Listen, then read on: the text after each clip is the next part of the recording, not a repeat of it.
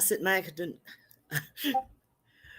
Burada den Bobreved Sit Macdon wedi bod rwan roi a Crisa fe'n Carchef. Good now in Saesneg and now in English. Good morning, my strange people. How's your day been? I'm Ruan, and welcome to my home. What passes for such lately? I am on the verge of a serious panic. I am flat broke.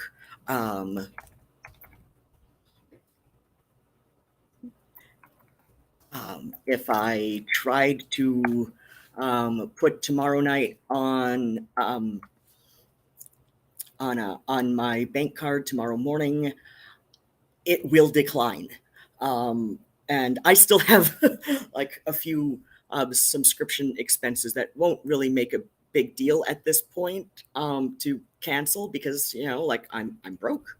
And technically I've got enough for tomorrow night. Hold up in my Stripe processing, but because Stripe payments through the Ko-Fi donations, I was correct that it did increase prospective donations for people who want to, but I was unaware that Stripe donations take a couple of days to process, like between 2 and 4 days to process, it seems. So it did help out in one way, but it also screwed me in another. So I'm on the verge of panic.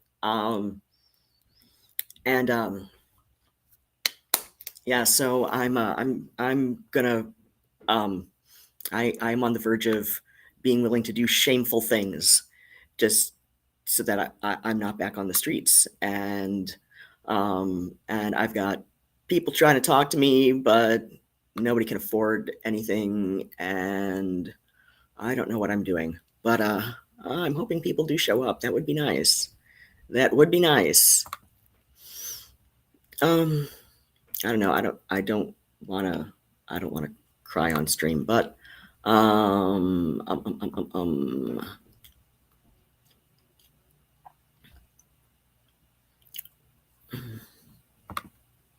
I So let's see. I need to get up and get something to drink. Seriously, we're doing this today, phone?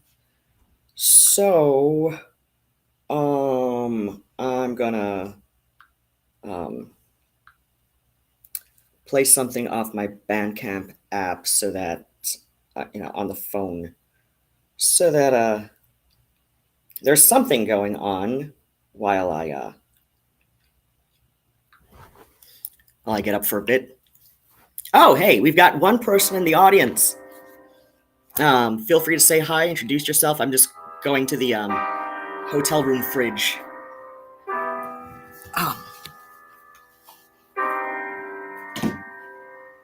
Come back, my love. Come, let me enfold you. Come, unbound and beholden, and we will dream a while and scheme tick-tock nice clocks. Time to tallow candle crew. We can't wait. Bones never slowly. And jeans. Jeans are good to have on sometimes. No music playing my.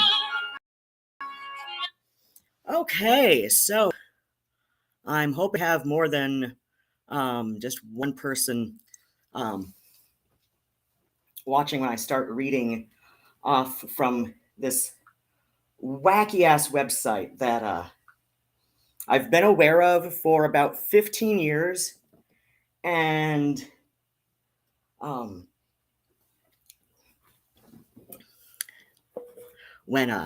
when the guy who wrote it showed up in one of the Hellenic, so ancient Greek pagan email lists I was on about 15 years ago. Oh God, a little more than that. God, almost 20 years ago. Yeah, that was like a 2006, 07. So yeah, over 15 years ago. And he showed up one day in a couple of the email lists, and it's clear that he cross-posted this to, all the Hellenic pagan email lists he was, he joined, probably other pagan email lists. I don't remember, but so like everybody who was on each of the lists, I got a copy. So many of us got several copies of this email, going on about this like great revelation he had about the goddess Isis. There was, like an import to Greco-Roman religion from Egypt. In fact, like when I was reading it the first day I was reading from this, the what the Wikipedia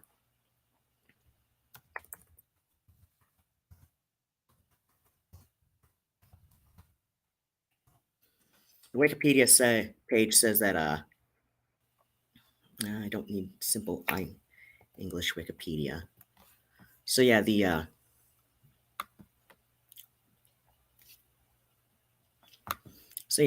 oh right, there's that thing that loves to be screwy. And I like to do it this way.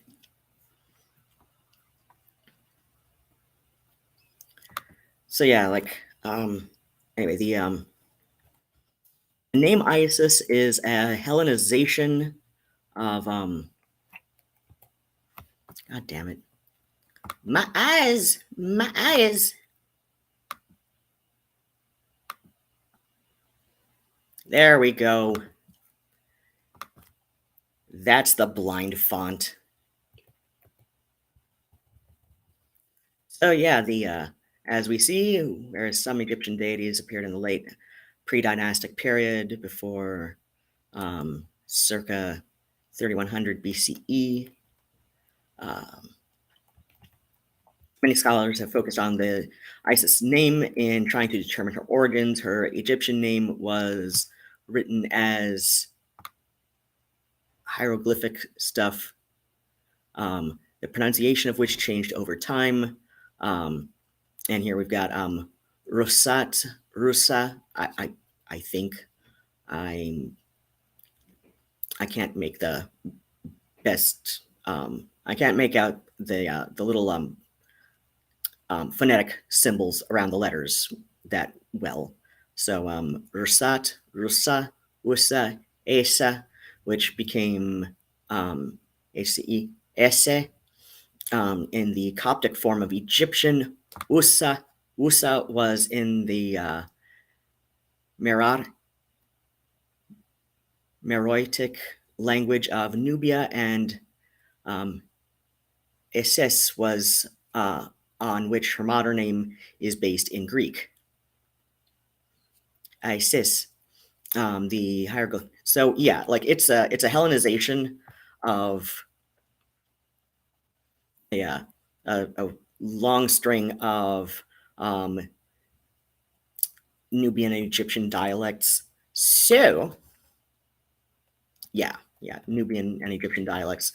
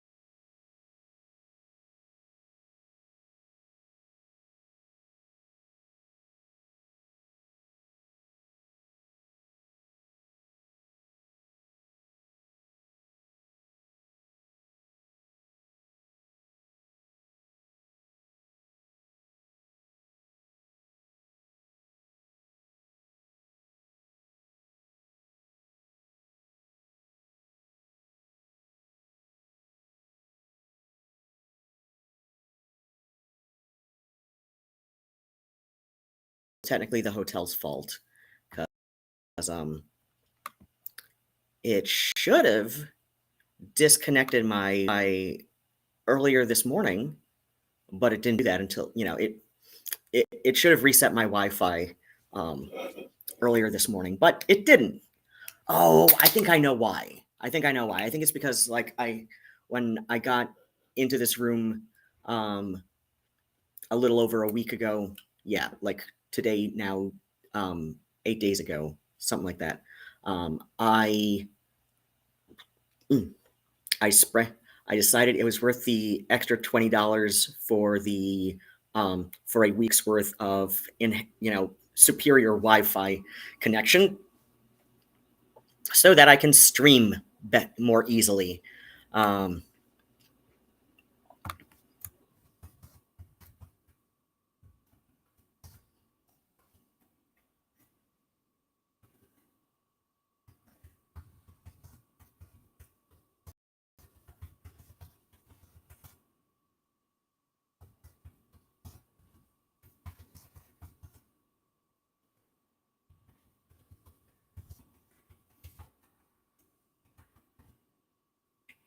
It'd be a little annoying.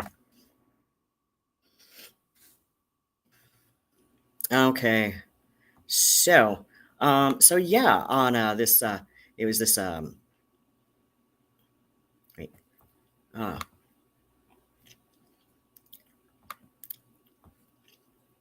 oh, there we go. Never mind. I know what's going on. Okay, there we go. So I'm gonna fix things here. So this here, Isis resurrected a sewer from the dead. This is where I left off the other day. But yesterday I had I had I had my my nebulously defined partner of sorts was having a bit of an anxiety crisis of their own, and I decided, that like nobody had joined the audience in an hour and a half, so it was, I don't know. I wanted to be the better nebulously defined partner than somebody who would, like just sit there and, let them, worry and panic and all of that. So, yeah, so that's why I logged off early, and also why I'm flat broke today. Because I like to be there for people I care about, damn it. Anyway, please feel free to join the chat.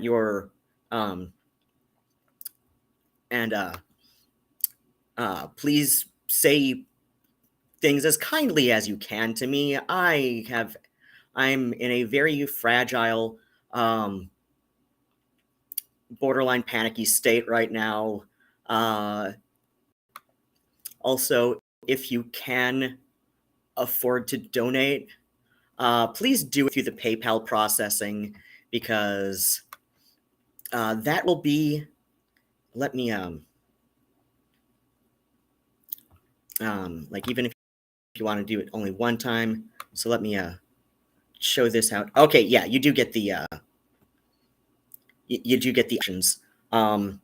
Yeah, please select PayPal, because that is available to me instantly. And if we do it with Stripe, which is this pay with card option, that will take a few days to process. That will take like 2 to 4 days to process, and I am in way too much of a state to have to worry about that. Like, please, please, please, please choose the PayPal option. I was correct in thinking that setting up the Stripe payment, the assessing for donos would encourage other people to, would encourage more donations, right? And I was correct in that. Unfortunately, like I said, I did not read the fine print because I'm kind of dumb, and I did not know at the time I set it up that that the Stripe processing would take an extra couple days to deposit to my bank account, meaning that I technically have enough for in my Stripe account waiting to pay out, but it pays out Monday, Tuesday, and Wednesday. So like the final payment that's scheduled now won't finalize until Wednesday. So like I said, I technically have enough for tomorrow night in my Stripe, processing balance, but that's not going to be, that's not going to finish going through until Wednesday the 14th. And if I'm going to do all the fellatios, it's going to be for the pure joy of doing all the fellatios. I do not want to do all the fellatios as a means of survival. It will take away the joy of doing all the fellatios. So,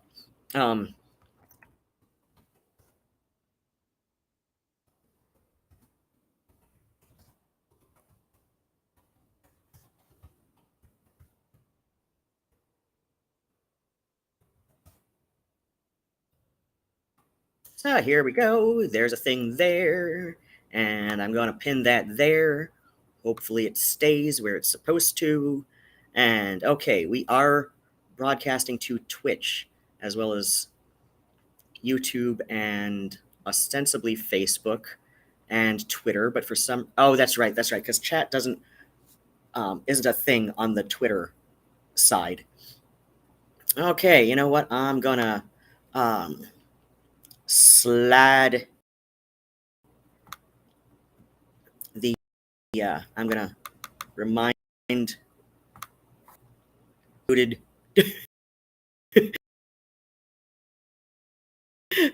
Twitter followers because I'm sorry, like if you're watching me, what is wrong with your life on Twitter.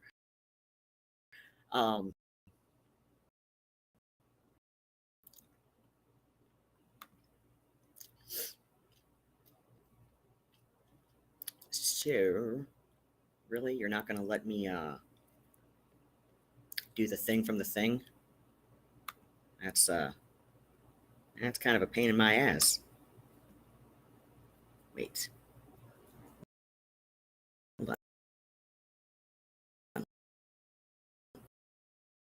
Okay, wait. View on Twitter is just X caving in to a middle-aged man-child who, like has the most divorced energy ever. Like, he is the saddest divorced man. And calling it X is stupid.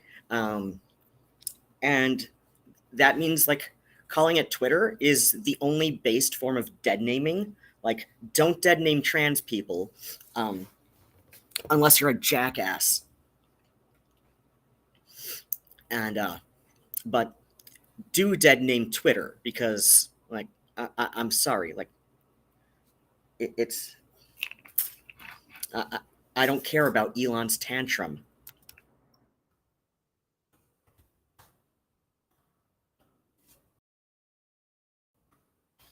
Okay. My pobl hefyd yn gofyn am.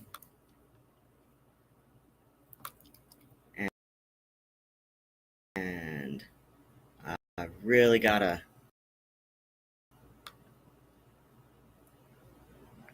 Because.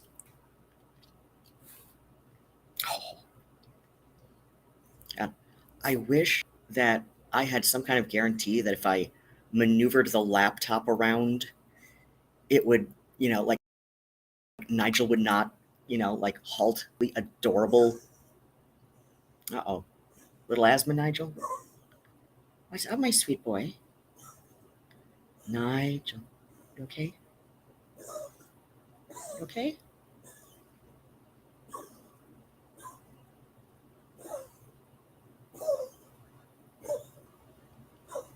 Okay, sweetheart? We need a humidifier in here because the air gets really dry in winter, even indoors, and I think that'll help him with his asthma. Keep the lungs lubricated. Okay. Okay, we're good now, right? Okay, so I haven't seen how Twitter does live nonsense. Is this like actually streaming? And if so, where where and to how? Okay, there's the thing that's been. Oh, there we go. Okay, I am. Okay, yeah, I'll retweet, repost. Let me repost. It's retweet. It's retweet. You sad little man. Okay. Oh, we've got a bit of a delay. That's nice. Always good to see that happening. And okay. So we're done farting around there. Let's switch to this. And I am, you know what? I'm gonna, ooh, we've got stuff going on in the Catboy Ranch, which, you know, nothing I need to comment on and all that. Crap. Um, um, um, um, um. Okay, I've got a.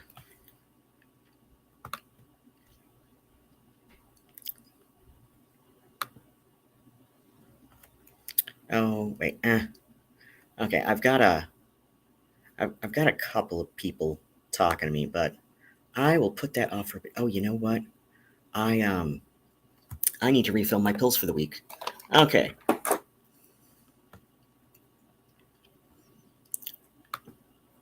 So let's go back to here. And this is my Nigel. My beautiful Nigel. And this is a baby blanket that I made because fur babies are babies too. And you're going to see how gorgeous he is because he's my gorgeous little boy. He is my handsomest, most gorgeous little boy. He is. He is. His beautiful, beautiful little boy. He's a long and tall and lean 17 and a half pounds, but he's always going to be my little boy. My little baby boy. So, okay. Sunday, Monday, Tuesday, Wednesday, Thursday, Friday. Today's Saturday. Okay. So yeah, like Nigel's rubbing his face all over everything right now because I guess that's that time of the night where he's got to rub his face all over everything. I call this is mine, and this is mine, and this is mine, and no, I don't like that. That's not mine, but this is mine. And yes, Nigel, it's all yours. He is like the most stubborn cat when it comes to when it comes to trying to get pictures of him being goofy, right? Like before Murnau passed away, it was so easy to get pictures of him being goofy because he was just a goofy little noodle, and that's just who he was, right? But Nigel likes to be my dignified little boy, except like when the camera's on. I swear he knows. Yes, we're talking about you. He's staring at me.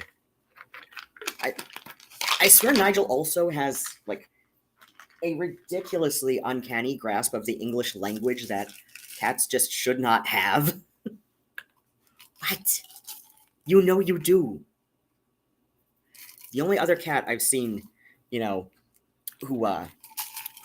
perhaps even had a better grasp of English, no, and the only reason I say perhaps is because Nigel likes to screw around. Yes, you like to screw around, little mister.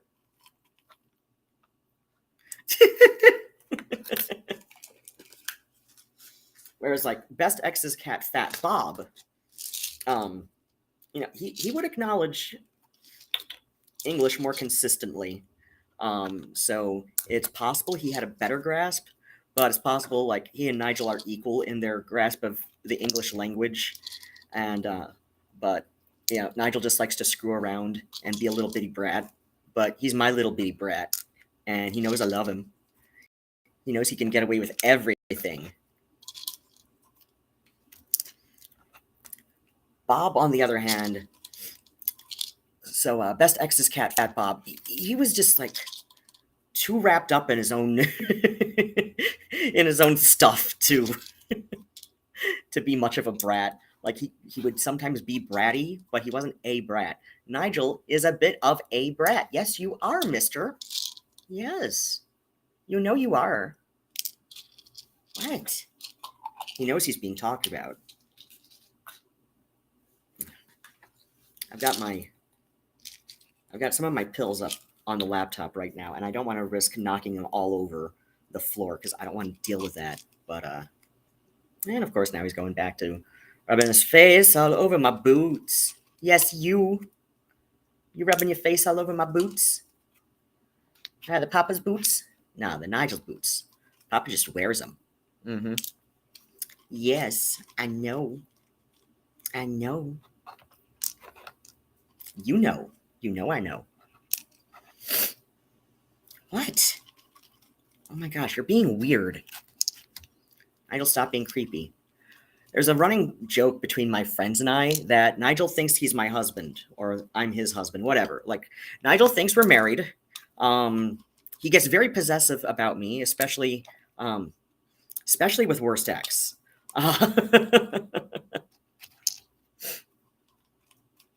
Especially with Worst Ex. But he would often get really weird around, like, okay, Nigel is a pervert. Like, yes, we're talking about you. Well, I'm talking about you being a pervert. You are. You're a sick little perverted mind. Oh, these are multivitamins. You're a sick little perverted boy, aren't you, Nigel? But yeah, Nigel likes to watch, even when it's just me by myself. Nigel loves to watch, and he'll get kneading, like doing the paw biscuits on, and there's a specific blanket he loves to do that on. Like, even when it's just me in front of the computer, trying to take care of my own self that way, Nigel likes to watch. And he'll start doing the paw biscuits on, like I said, he especially loves doing it on what I've now called Nigel's creepy blanket, because the other cats, well, now Phoebe, won't touch it. Like, the other cats, like, if they have to walk across this blanket, no matter how many times I wash it, they know this is the. And Nigel's neutered too. He was neutered at 6 months, which is like, about like early adolescent stage for a growing cat. So, like, I think that's why he's like, like a full, long and lean 17.5-pound boy. But because like so many cats you see who are neutered at 3 months old or younger, they end up so little. But yeah. So Nigel, like when it's just me at my computer desk doing my own thing with my my bedtime videos, trying to take care of my own self that way, Nigel will do the paw biscuits, and he'll purr, that little like extra contented chirpy purr, very loudly.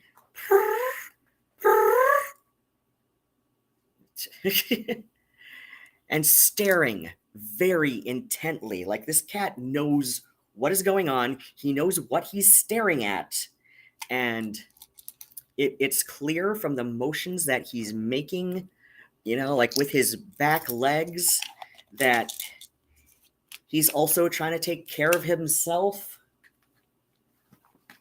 Because, like, if you get them neutered early enough, if you get them neutered, like, just late enough, so, like, like the early pubescent stage for a cat, which, like, is about 6, maybe 7 months old, not only will they grow to full size, especially the males will grow to full size,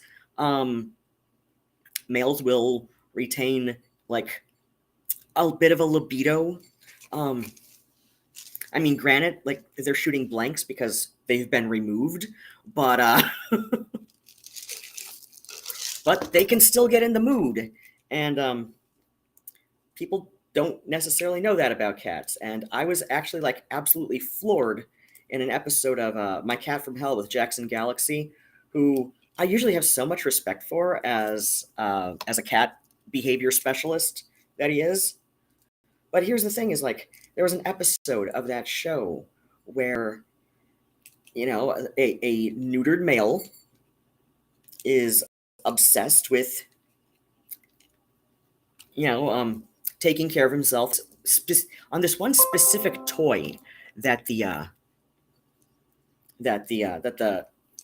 people had, and I believe they named the toy Dempsey. It's been a while since I've seen that episode, but like they named the toy.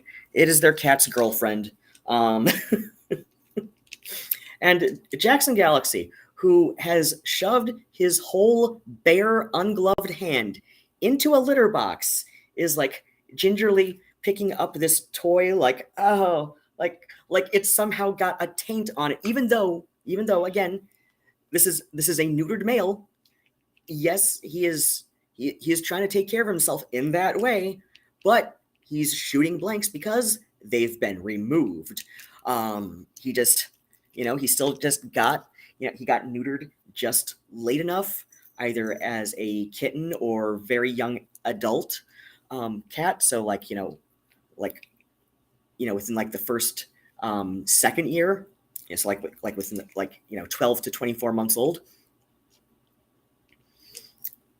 So, yeah, if not older, I don't remember what all they said about this cat, but he got neutered just late enough that yes, he got just enough hormone to have a little bit of a libido, and sometimes just really want to take care of that in that way on a specific toy.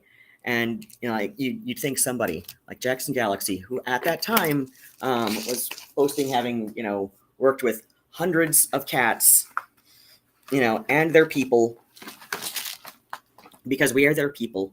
As my dad always said, like, you don't own a cat owns you. A cat will train you, and I like dogs, but I can respect cats. Like, yeah, okay, that makes sense. I can get behind that. But then what happens was so yeah, he's worked with hundreds of cats, but for some reason, this is now the first time he's seen this happen. Like, I'm like, seriously? I haven't worked with anywhere near as many cats, but I know that this is a thing that, like if you neuter them late enough in their adolescent through, very young adult stage, so like between like 6 and 24 months old, they will, get just enough of a shot of testosterone to the brain that, to their pituitary or whatever, to that yeah, they'll still have that urge, and sometimes it even, like the little barb ended shaft will, slide out, but testicles have been removed. The cat's not shooting anything. Like, I don't know. I haven't looked close enough to see if there's any other fluids. But anyway, like Worst X and Nigel. So like the first, like, so I was telling Worst X about how weird Nigel is about me, and that he knows he clearly knows what I'm doing, like in front of the computer late at night with my jeans off and all of that. So,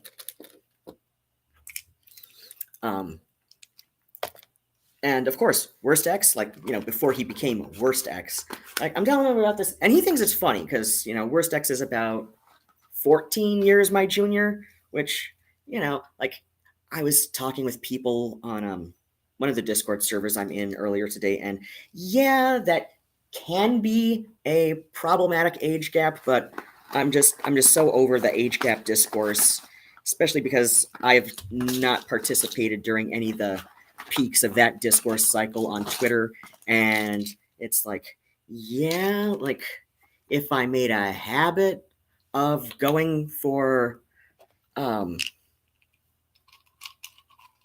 for guys and AMAB non-binaries, I'm generally into, who are, if I made a consistent habit of going after them who were that much younger than me, that could be indicative of a problem in how I operate with relationships. But then there's my long distance situation across the Atlantic, in Wales, and he is about 12 years my senior. So clearly, I am not the kind of person to make a habit of going after much younger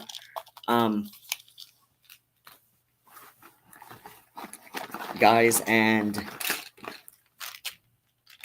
male enough folk. So there's that.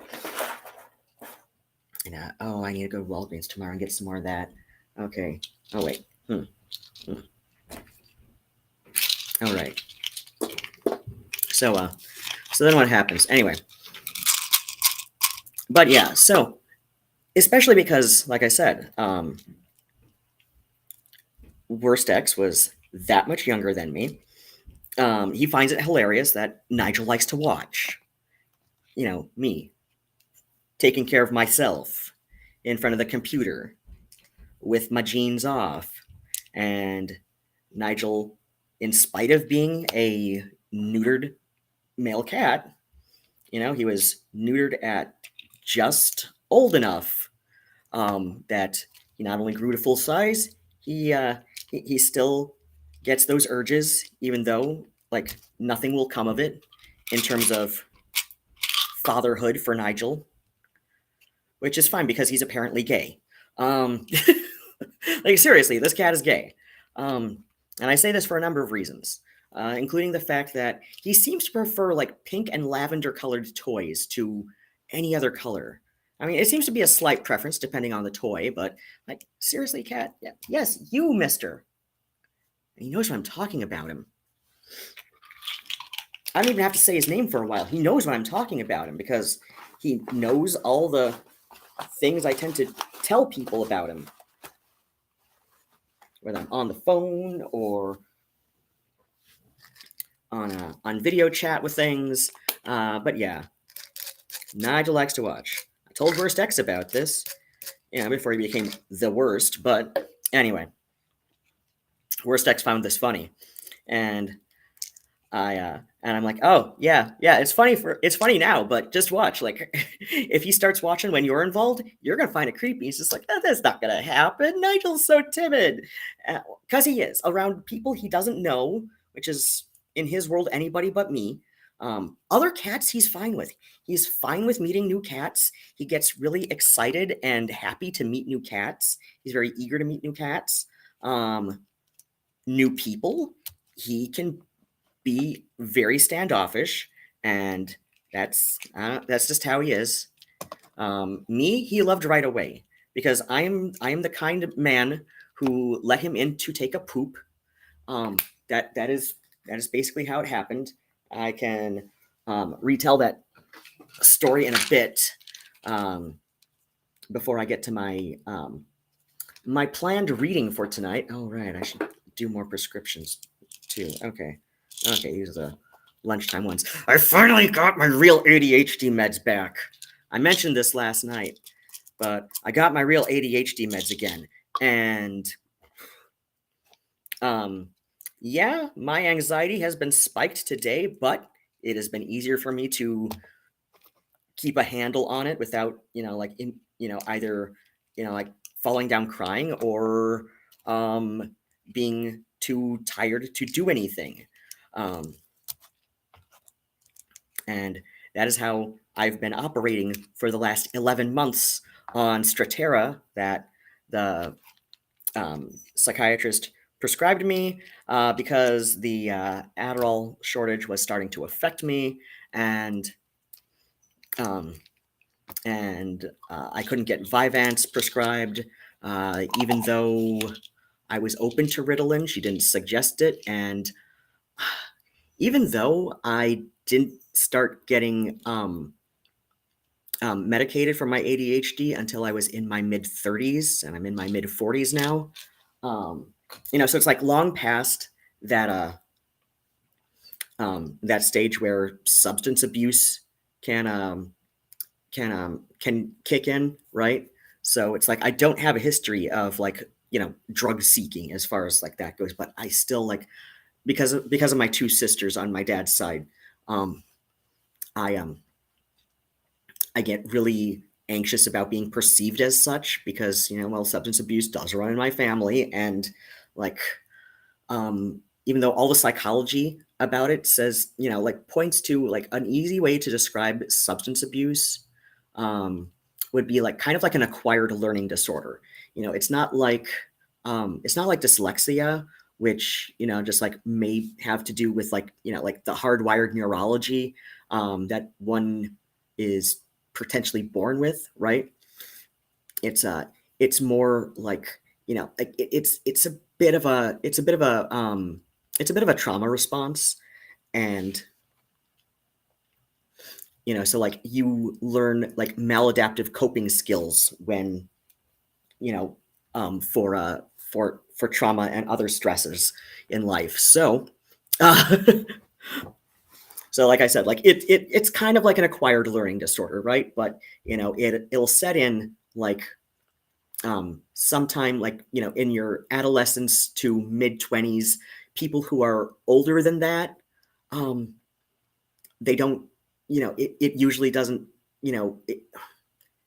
people older than that can but don't often become substance abusers at an older onset age, right? It's like, yeah, it's technically possible but very unlikely. Anyway, substance abuse, oh right, my Adderall. Stratera is nonsense. Stratera is nonsense.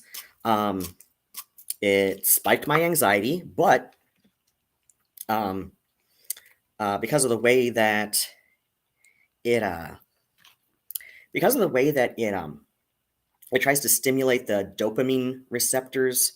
I looked up how it works because it's a non-stimulant thing that's that targets dopamine receptors. But so it's like inside I'm panicking, like, but it it's difficult. It was difficult for me to express outwardly until it reached a certain point. But inside, like I was like 24/7, like anxious, and like I kept telling I kept telling the psychiatrist, like, look, my anxiety is spiking. Like my anxiety is after like a good couple months on it, where like I should have like settled into it, like my own biochemistry should have settled into it and all that. I was just like, I can't do this anymore. Like my anxiety is spiking all the time. I know I may appear calm right now, but it's like through the roof. It's like barely contained. And, I am on constant edge, worried that the next little thing will set me into a crying puddle on the floor. So, and her option to, her suggestion, the first couple of times I said this in my appointments with her was, well, let's try raising your dose, which I should have put my foot down over, because like that's that's what my previous psychiatrist said when Paxil was nearly killing me because I was so severely dehydrated from it. Um, no matter how many times I told him, and this was all like during the first year and a half of the 2020 restrictions, right? We all know what was going on then, and well, if you're old enough to watch this, you better remember what was going on then. But yeah, like it was slowly killing me from dehydration because and it was like every time and you look up the potential adverse side effects to Paxil, and it can, it is, a common side effect is confusion. So if I'm dehydrated, but I'm like confused and indecisive. I think that was another, thing I saw on there for like potential adverse reactions to Paxil. So if this medication is, and that's what I was prescribed before the latest psychiatrist suggested the because that's not an ADHD one. That's a depression and anxiety one. The escitalopram. I think she calls it Lexapro. I don't know. Escitalopram. Yeah. So yeah, I'm mostly fine on the escitalopram, but I don't know. I think I could have a. I think I could. I might do better with something else right now because um, I don't know. I'm just. It's hard to say right now, but yeah. Anyway, so yeah, like Paxil nearly killed me in early 2021 when, like I said, I'd been on it for a little over a year, and I keep telling the psychiatrist like I can't do this Paxil anymore. My mouth is dry all the time. Um, I'm going through like 2 packs of gum a day, and because I'm alert, because I've got a relatively mild but still significant enough, to avoid soy allergy. I have to get gum that costs a lot more than the gum most people get. So like this is literally costing me. This is literally like very expensive, for me to be on with the dry mouth because I'm going through 2 packs of gum a day.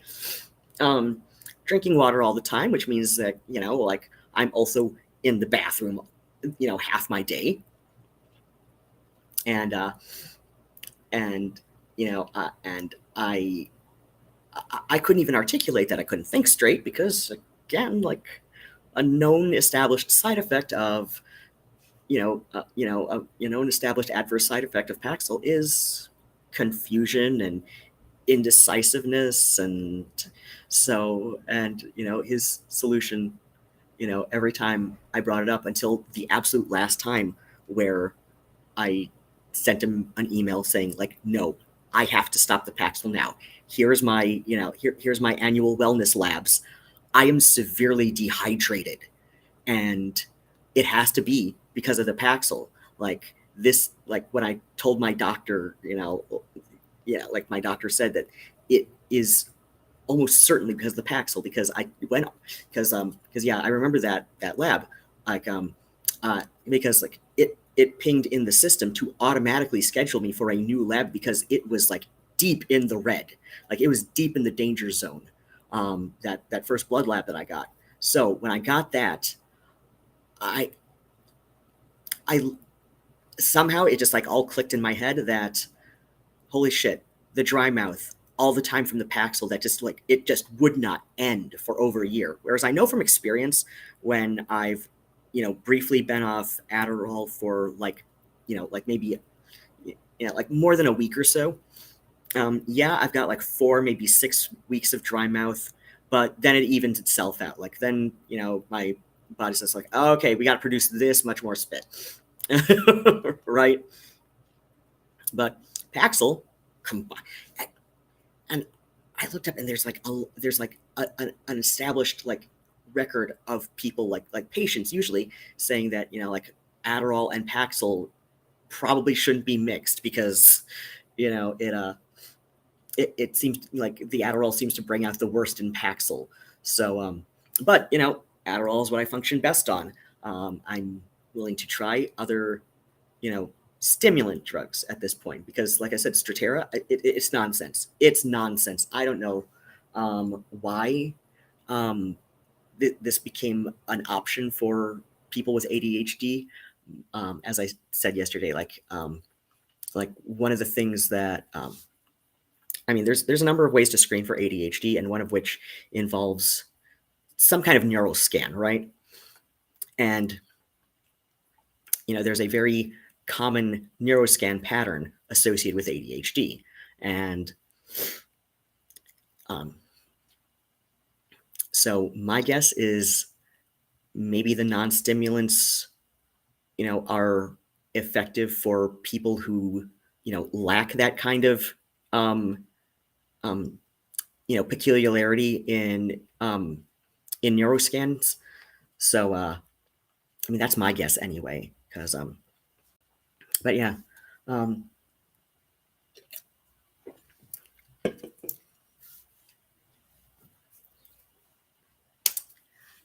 okay.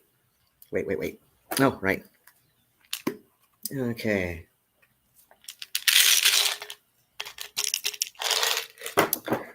So, okay, I did do thems, and please close. Oh, yes, sweet.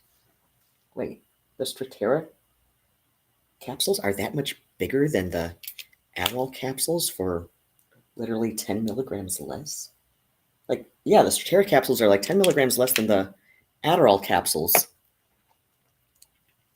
But the gel caps that they're in are up. Oh, wait. Hold on. Get back here, cranberry stuff. Hold on.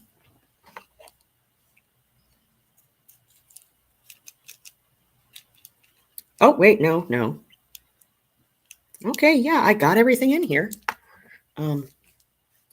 Okay, yeah, I guess it's just the other. Oh, that's right. Okay, and that's the other thing. So, I know a lot of people take their vitamins in the morning. I take mine at bedtime,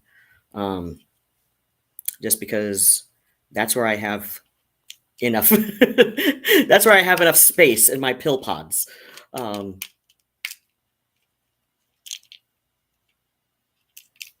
Because there's so many other things that I take in the morning that take a little bit of priority over them, over my vitamins and stuff. So, anyway, as I was saying, I began this tangent about my ADHD meds and why I'm glad to be back on real ADHD meds. Like, that's not to like be just wait. I forgot to put a daily in here. Just that one day. Okay, that's a thing that happens sometimes, I suppose. But I must have been talking. Anyway, so I got onto this tangent about my meds. Initially talking about my cat Nigel and how he likes to watch. So anyway, I was going to get to the part where like worst X again when things were still like not worst. I'm telling him about how Nigel is really creepy, and like some of my friends and I have this running joke that Nigel thinks I'm his husband or something, and and Nigel likes to watch when I'm taking care of myself in front of the computer watching my NSFW websites, right? Oh, that's why they're a little empty now. Okay, that's right. Because of stuff, I forgot the St. John's Wort that I'm back on. Okay, that makes some sense. Okay, uh, fuck it. I've been dealing with some of my stuff, just like taking it separate from the thing. So, um, yeah, I'll reopen the lunchtime ones, um, for that one because that's a lunchtime one. I don't do all of my vitamins and supplements at bedtime, but most of them, yes. Okay. Um, and there's some that are in blisters that I I don't always put in the pods. Anyway, so yeah, I was talking about Nigel being a creepy little pervert, and I'm telling Worst X about this, and he's like, but it's funny because your cat is sexually obsessed with you. I'm like, yeah. Good thing I learned to tune him out a while ago. Oh, come on. You don't want to, you don't like that he watches? I'm like, at this point, I don't care. Cause, well, I've brought this up before to people who, and then I realized like, well, I'm telling the story at like like at the bar or something, that this sounds a little bit weird to the average person. And yeah, I mean, it sounds weird to me too, but I get people asking me a lot, why don't you just like close the door when you're about to do that? Because Nigel picked up this habit. Um, was he doing this at the old Lansing house? I think he started doing this at the old house in Lansing with Best X. When Best X and I were living together as completely platonic roommates. I think that's when he picked this up. But um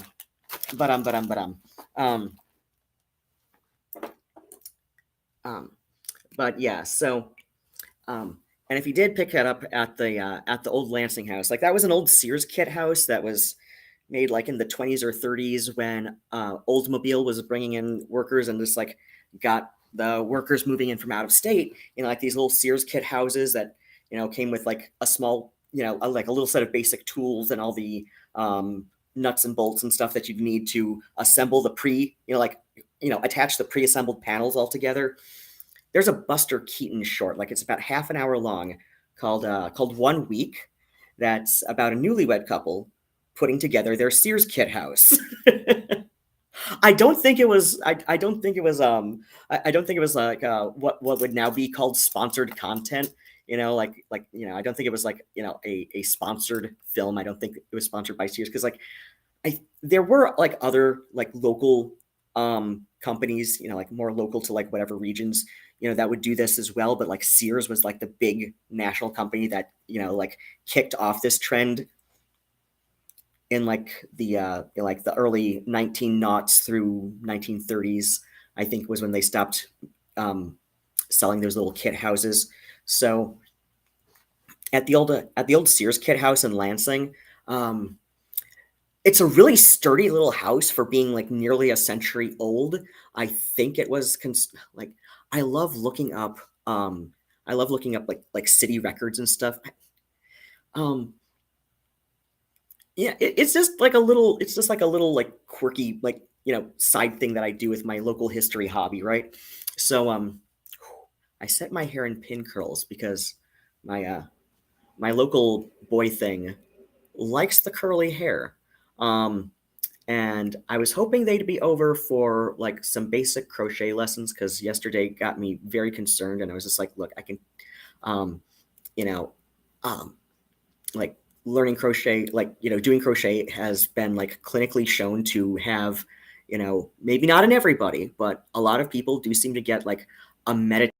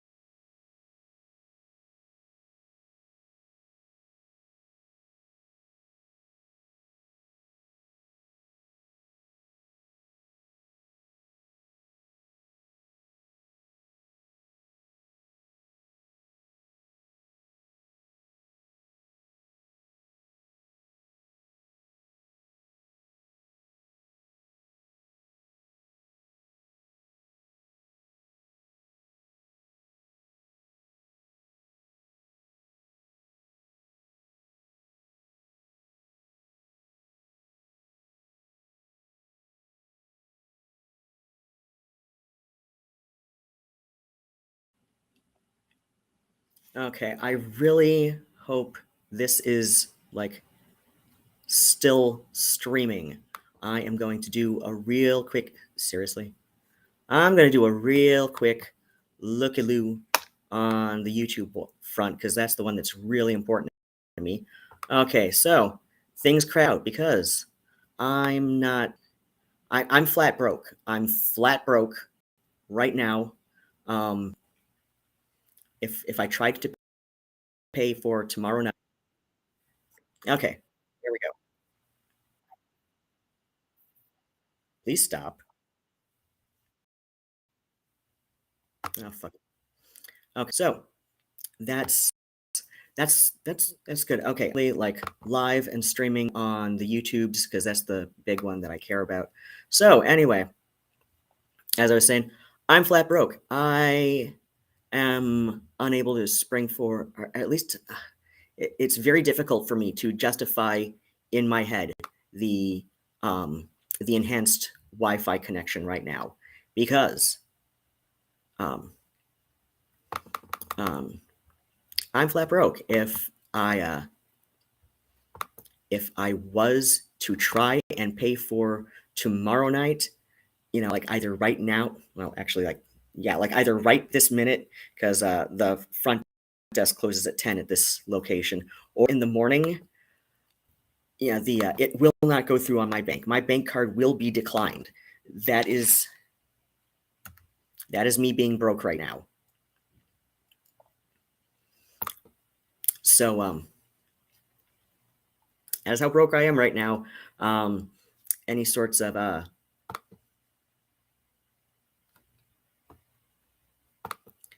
any sorts of donations to the tip jar on Ko-Fi or paypal.me/Ruan, RUADHAN.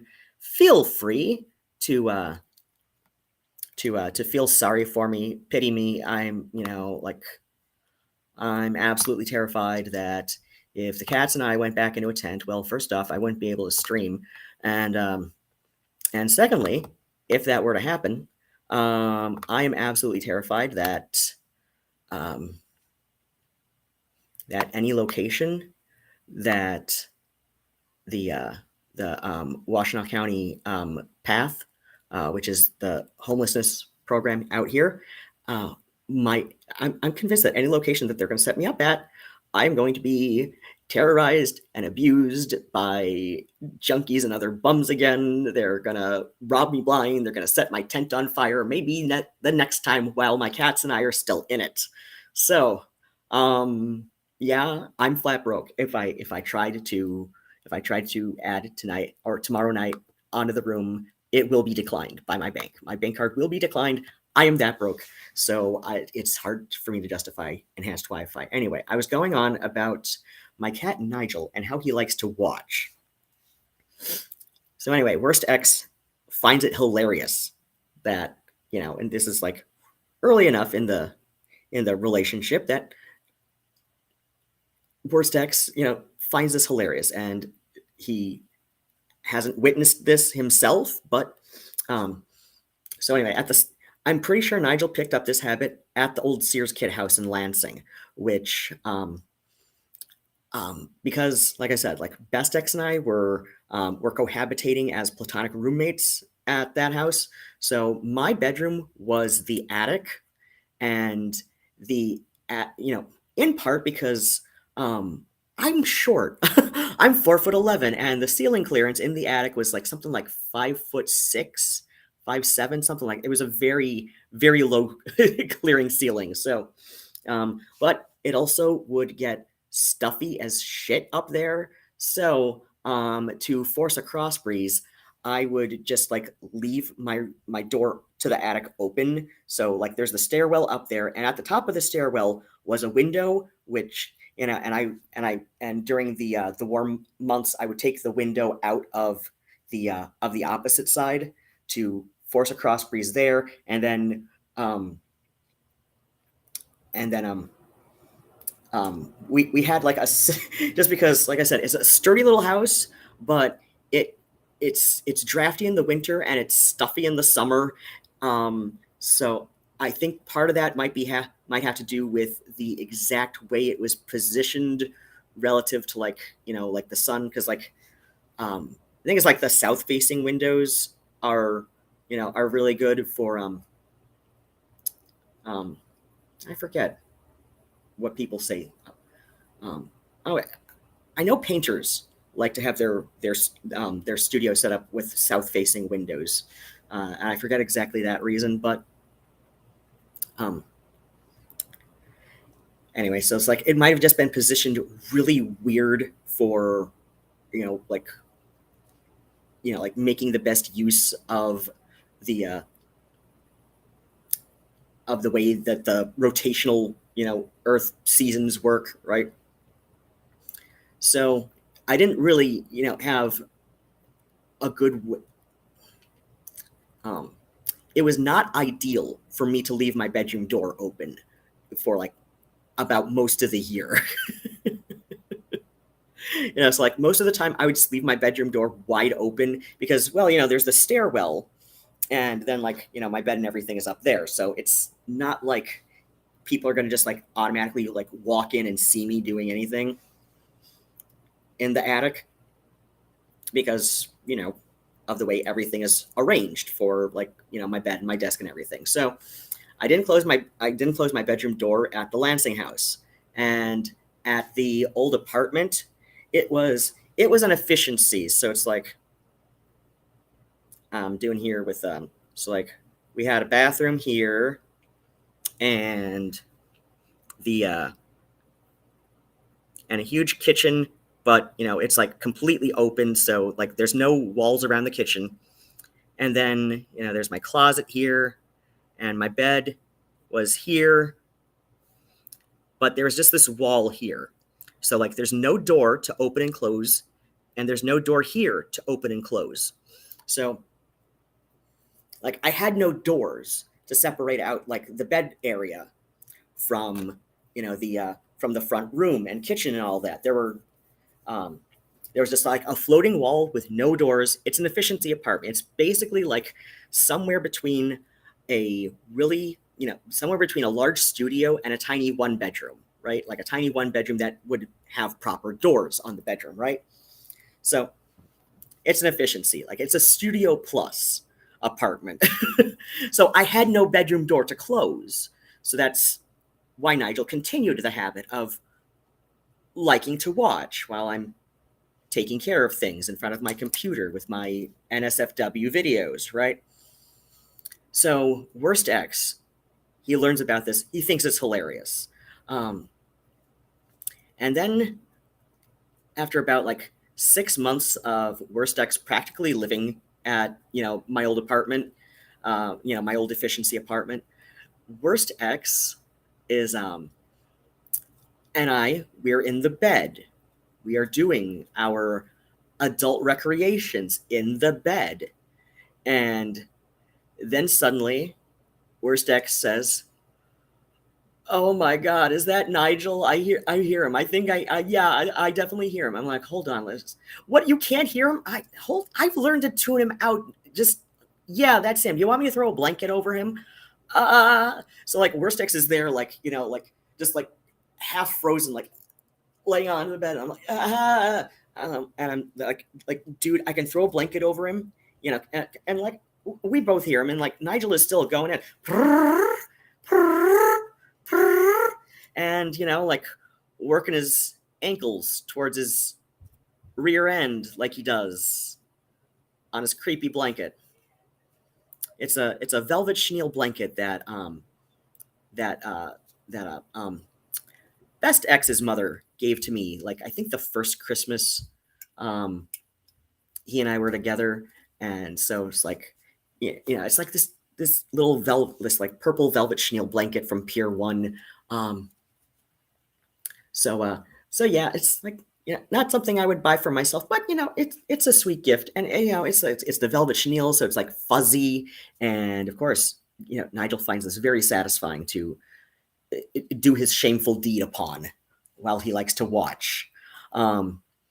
So I'm saying to Worst X, like look, I can throw a blanket over his head. He'll be gone 5, maybe a good 10 minutes. that's plenty enough time for us to finish up here where he's leaving us alone. And, when we're done, he won't have anything to watch.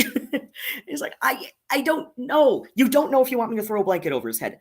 Well, then it's like you're acknowledging him.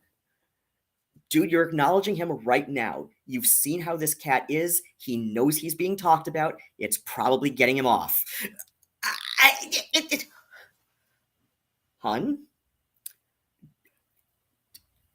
Think about it this way. Like, the longer he watches, the more he gets to fantasize that, that you are like his avatar, that he's working his shameful magic thoughts through. Ah! Do you want me to throw a blanket over his head? I don't know. Okay, fine. I'm gonna go finish in the shower. You sit here having an existential crisis over whether or not you like Nigel watching. So, um, and that is what happened. Like my now ex just like sat there for a few minutes, and then like eventually like Nigel decided that it's no fun without me there. So and he didn't like to watch when I'm in the shower. No, that was Murnau's job. Murnau was very confused by the shower. Um, he was one of those cats who would about 3 out of 4 times I'm in the shower, Murnau would just like sit there, just like yelling at me like, why are you there? Why are you in there? Like having water thrown upon your head. Human, this is stupid. You can lick yourself. You have a perfectly good tongue. Like I'm like, so yeah, like my ex sat there having a crisis for a few minutes until Nigel decided that it's no fun without me on the bed, which like was a couple minutes. I'm sure Nigel wanted to creep him out a little bit more because Nigel is just that smart. He's just that smart to be. He's smart enough that like Best Ex's cat, Fat Bob, Nigel likes to tattle on other cats. Like he tattles on Phoebe every now and again. He would tattle on Mr. Midnight, and Murnau definitely would tattle on Murnau. Uh, but yeah, like Nigel's smart enough to tattle on the other cats because like if they're doing something stupid that they probably shouldn't be,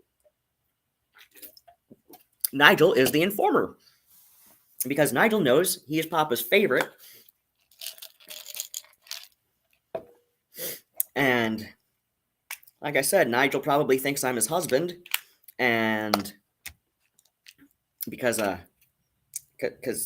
he's got his strange little perversions, and it's very weird, and I have mixed feelings about it because, like I said, it's a habit he picked up because I couldn't really close a bedroom door, right? At the old Sears Kit house in Lansing, where I lived with Best Ex, as platonic roommates at that time, it was not conducive to the basic comfort of the attic where that was my bedroom. It was a 1-bedroom house, right? It was a 1-bedroom house. Like it had this we used it as the game room and library because it didn't have a closet, so it wasn't really like a bedroom. I mean, you could put a like an armoire in there, I suppose. But I didn't use it as a bedroom. A previous tenant had taken the door off that room too, and yeah, I'm pretty sure it was a previous tenant because when we moved into that house, it there had been just enough of a snowfall to be really annoying, but so like after the snow cleared enough, I did find the door, or at least what would make most sense to be the door that was formerly on the gaming room / library. And it was in the backyard under a whole lot of brush. And later that spring, a dead tree fell on it, but it was like just a short enough tree that like it didn't bother any of the houses. But like there was like a little bit of brush like between the backyard and the alley, like just at the property line, I think. So yeah, like previous tenants had taken the door off, so it wasn't really the best room to use for a bedroom unless you were going to move the door to the attic onto that room. But it just, I don't know. It wasn't it wasn't the most, that little house, like I said, it's sturdy as hell for how old it is, and considering the fact that it came in a semi prefab kit from Sears, right? Like it came with the panels pretty much assembled and detailed instructions with screws and bolts on how to slap the panels together to make a serviceable house. And um and like well, of course, before the house went up, Oldsmobile had dug some basements for a couple of the houses there, so it did have a basement for extra storage, which was nice. And my cat at the time, like before Nigel, in fact, like Nigel came to me when that cat was the day that cat's biopsy came back terminal with a very fast acting tumor in her jawbone. Oh, right. There's the vitamins that I missed that one for. Okay. I got my vitamin D. I got a couple other things. No, I think I'm good now. What's this one? Okay, I know what that one's about. And that's not one that I necessarily take every day. And I was taking those out of the blisters for a bit, but I'm like, whatever. Okay. So anyway, right.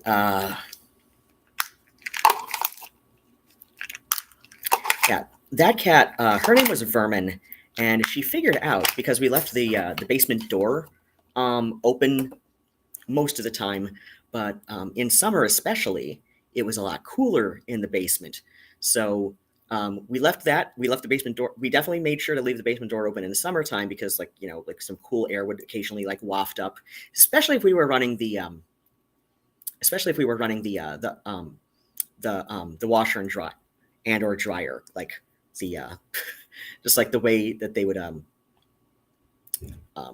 knock about and whatever, it would create a faux cross breeze, coming up from the basement. But Vermin figured out that in the summer the basement is much cooler, and so like a couple times I was just like, where the hell is my cat? Where's Vermin? Vermin! And and then she'd wake up and she'd from the basement. She had a very melodious little voice like that. But so yeah, anyway, like I said, Nigel, he's definitely a smart boy.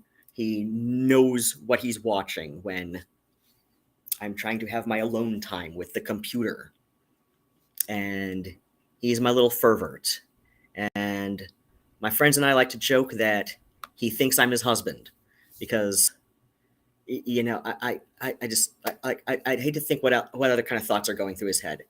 But yeah, he really likes to watch that that Time with Worst X, so much that it freaked Worst X out, and um, and I did eventually just decide to stop tuning Nigel out so that I could quick throw a blanket over him before it got far enough that Worst X would realize Nigel was trying to watch. So yeah, that's funny. Cats are funny. Cats are funny. Cats are like a perpetual teenager. Dogs are like a perpetual toddler because dogs think their people are the most wonderful, brilliant, smartest creatures in the whole wide world, and you, as their human, you can do magic, and you're so brilliant and wonderful and awesome. Cats, on the other hand, are like having a perpetual human teenager, like approximately 14 years old. So just old enough to just old enough to be kind of annoying, but also but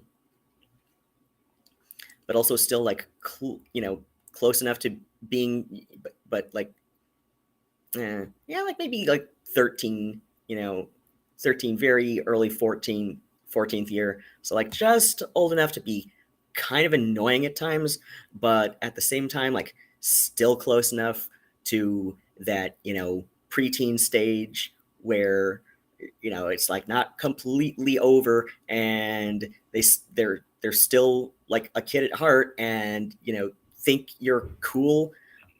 Well, maybe not cool, but they think you're all right and they like you and they definitely have their own ways to show that they love you. But a lot of times, because like human kids about that age, like 12 through 14, the whole stereotype goes that like they start communicating in grunts and body language, and they'll only form full sentences when they think you're being stupid, even though you are clearly the one with more knowledge and experience in whatever topic. And cats are kind of like that. Cats, while they do meow, they it's like house cats are the most likely to meow. Like in colonies of feral house cats, like only kittens meow. Only kittens and very very young adults, like like in that 9 to 24 month old stage, like very very young adult cats. So like equivalent to a human about 15 through 25 years old. Like as far as like developmental maturity goes. Like only kittens and the very youngest of adult cats in a feral colony of house cats will meow. And like when they're full adult cats, they mostly communicate through body language and other vocalizations.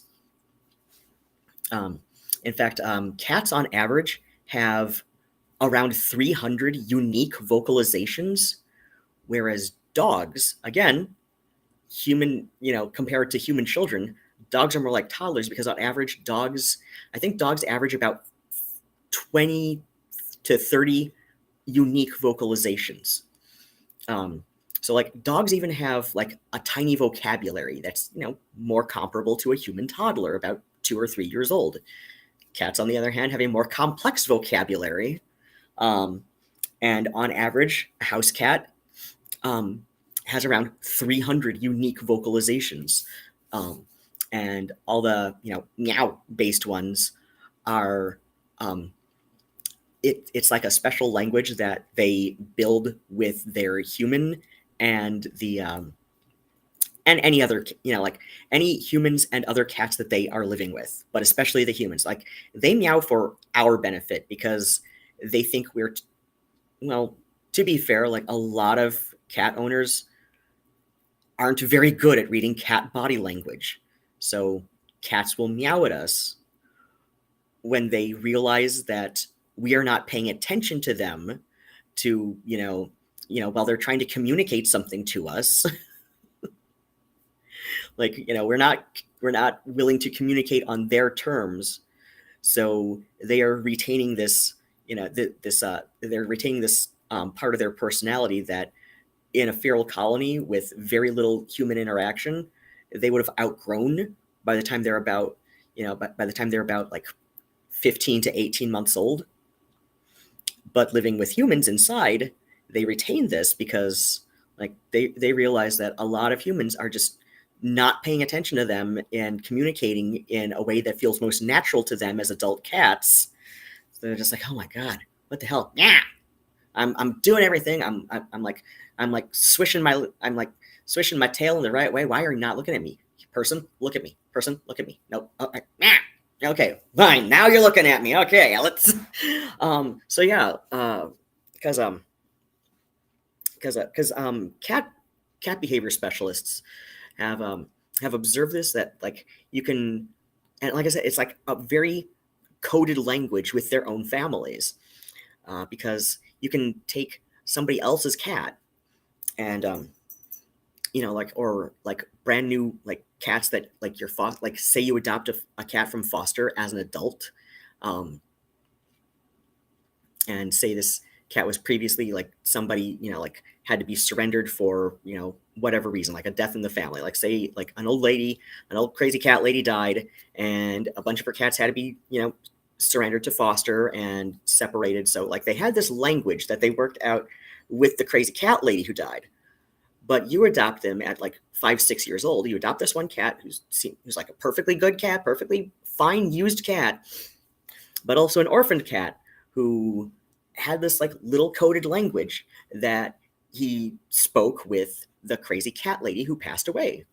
When you adopt this perfectly fine, healthy, wonderful, friendly 5-year-old cat, it will take you at least a year to work out a language together, to like work out a meow language together. Um, Especially if that's what he became used to doing with the crazy cat lady.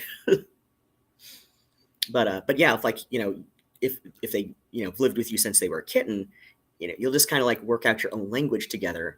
And I'm actually kind of proud of the fact that my cats aren't very vocal. Like Vermin was very vocal, but she'd always been very vocal. She was about a year and a half old when I adopted her from foster. Um, and she was in a situation where, like I think I think the little dossier on her personality said that said that she was surrendered by a woman's kid, adult kids, like she was like in her 80s and had dementia, and like would often forget to feed the cats, which was like a couple of them. One of whom was Vermin, who had a litter that like she gave birth in foster, and after the kittens were all adopted out, like Vermin was still there. Like her name wasn't Vermin when I adopted her. I think it was Annie. But like so Vermin had some food issues that took a couple good years to um to to teach her out of, right? Because like she would become convinced that like any amount of food was given, um like if she doesn't like finish it all, this may be the last food she gets for possibly several days, because like I said, like her previous owner had dementia. And so like her kids, who were like in their 50s or something, like surrendered like Vermin and a couple other cats she had to foster, because they couldn't take them in for some reason. And so yeah so yeah, like Vermin was always very vocal, and I think it's because like I think she stayed very vocal because her most formative period was living with an old lady with dementia who would forget to feed like the few cats that she had in the house. So so yeah, like Bestex and I just thought Vermin's like incredible, like intense um talkativeness was just hilarious. Um, and yeah, like she did like work out this like kind of language with us, where like it, but yeah, like it was still very very kitten like. Like I would compare her vocalizations more to like like put kitten voice on puberty. Like put kitten voice on puberty. And so she was kind of creaky, but always very intense. Everything she said was very intense, and it just was what it was. So anyway, we've been going about an hour and a half. Not the most stable connection, but it seems all right for now. I am hoping that we could get some donations going before I start reading. That would be nice. Please use the if you hope to donate, please, like when you go here, like if you'd rather, like click one time, but when you go to there and you enter the amount, please please please please go with PayPal. Like I know I've got this option now and a lot of people like to use it, but PayPal is instant. It goes instantly. And well, I technically have enough for tomorrow night in my Stripe processing account. It will pay off in 3 installments: Monday, Tuesday, and Wednesday. I will not have like everything I need. Like I will not have a full night's. I will not have all of tomorrow night's um, fee for the hospital, or not hospital, hotel, until Wednesday night. So, and here we see my Nigel, my gorgeous Nigel, very accomplished blanket model, very very gorgeous. Um, the pattern book that I did this baby blanket from, I can't remember if this was one that was stolen or if it was one that I lost in the fire, but it um that is one that I've got in um the pattern book from that one that I got that one from. Um, that is one that I've got queued up in my PayPal cart to replace as soon as possible. It is it out of print? I don't know if it's out of print or not. But yeah, like this is how I rang in 2023 or 2024. This is how I rang in 2024. First Monday of 2024, I come back from the Sweetwater's Tea and Coffee to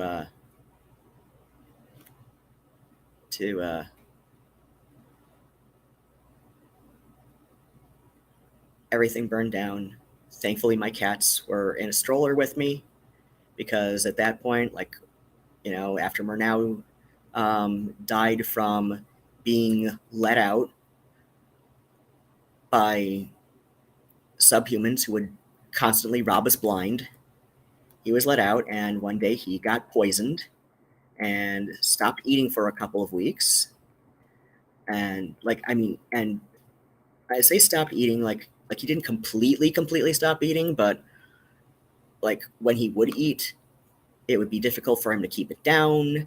And I did have a vet appointment planned that was going to make me very, very broke, but but then like he had a very severe asthma attack and just kind of fell over and all that. So yeah, yeah. And after that, I just couldn't leave Nigel and Phoebe alone in the tent anymore because, and thankfully, I mean, like, well, I mean, after everything got arsoned, I mean, do you blame me? Um, so yeah, at least they were safe. At least they were safe, and I would uh I would have hated myself forever if they weren't safe with me. So yeah, I'm really hoping that, like, I don't know, I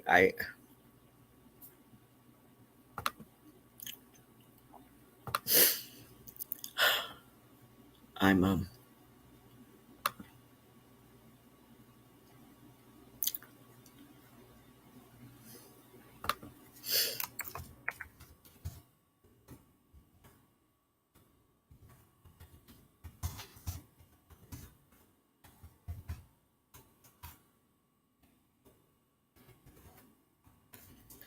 I'm let's say if we can get me $45 to PayPal, ideally to PayPal.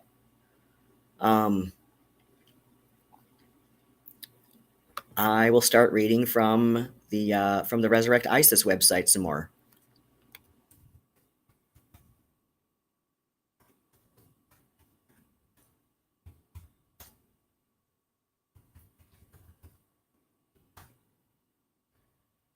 And let's pin this one as well. I don't know how that really works. No, we're not going to look at Twitter. Twitter is a hellscape.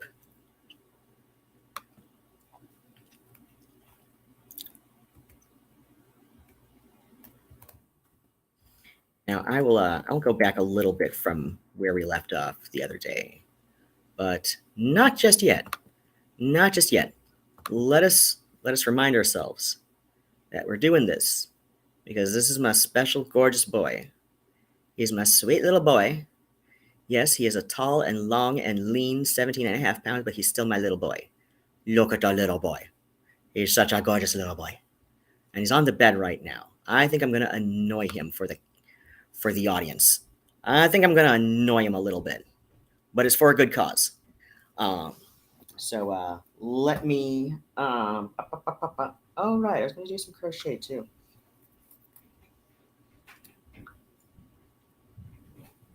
So let me play some more from this Lacey Rose album that I've got, and I should. You know what? Can I? Okay, wait. What is that? I don't know what that does. But let's see more. Can I send this link to the laptop so that I can link to Windows? I don't think that's going to do what I want it to. Okay, no.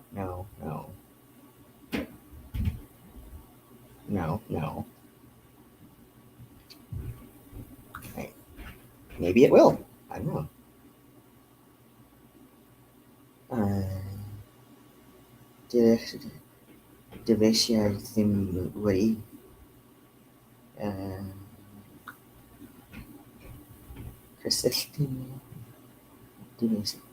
Yeah.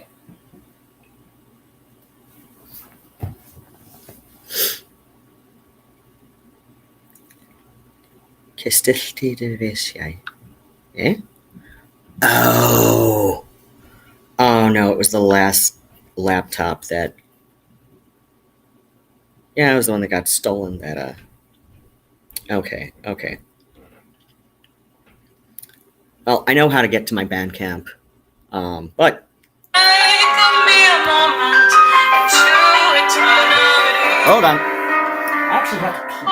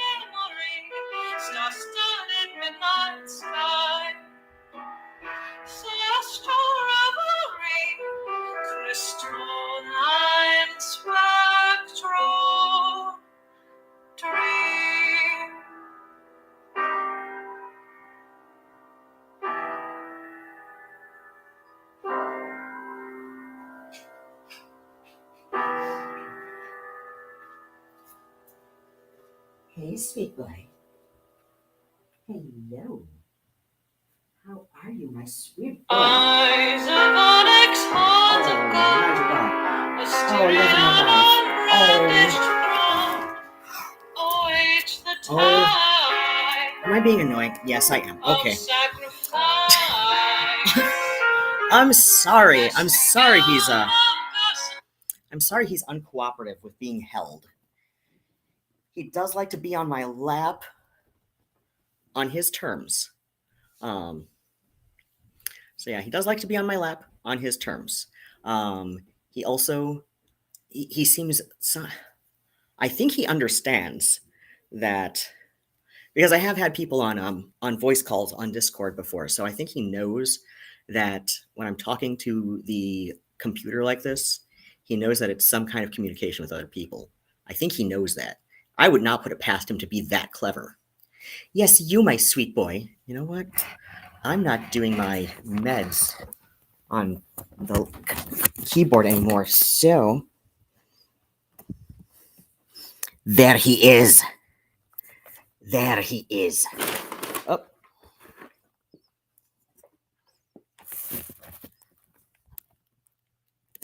Hello, Nigel. Hello. Hello. How are you, my baby boy? Oh, look at you. Hello, come here. Nigel. Well, hello, Phoebe. I love you too. I do. Look at you two. Look at you two. They're both coincidentally about the same age. Because, hello. So I do call them brother and sister a lot. Like a lot of times I will, like say to one of them, go bother your sister, go bother your brother. And they will too. They will. Oh, hello, sweetheart. Hi. Hi. We're trying to do the Nigel show. I know. Phoebe bombed support group on Monday. Yes, I know. I know. I know. Phoebe's such a sweet lady. Let's do some of this here. Hello. Nigel. Hello. How are you, my gorgeous boy? My most beautiful, perfect, handsomest boy. Nigel.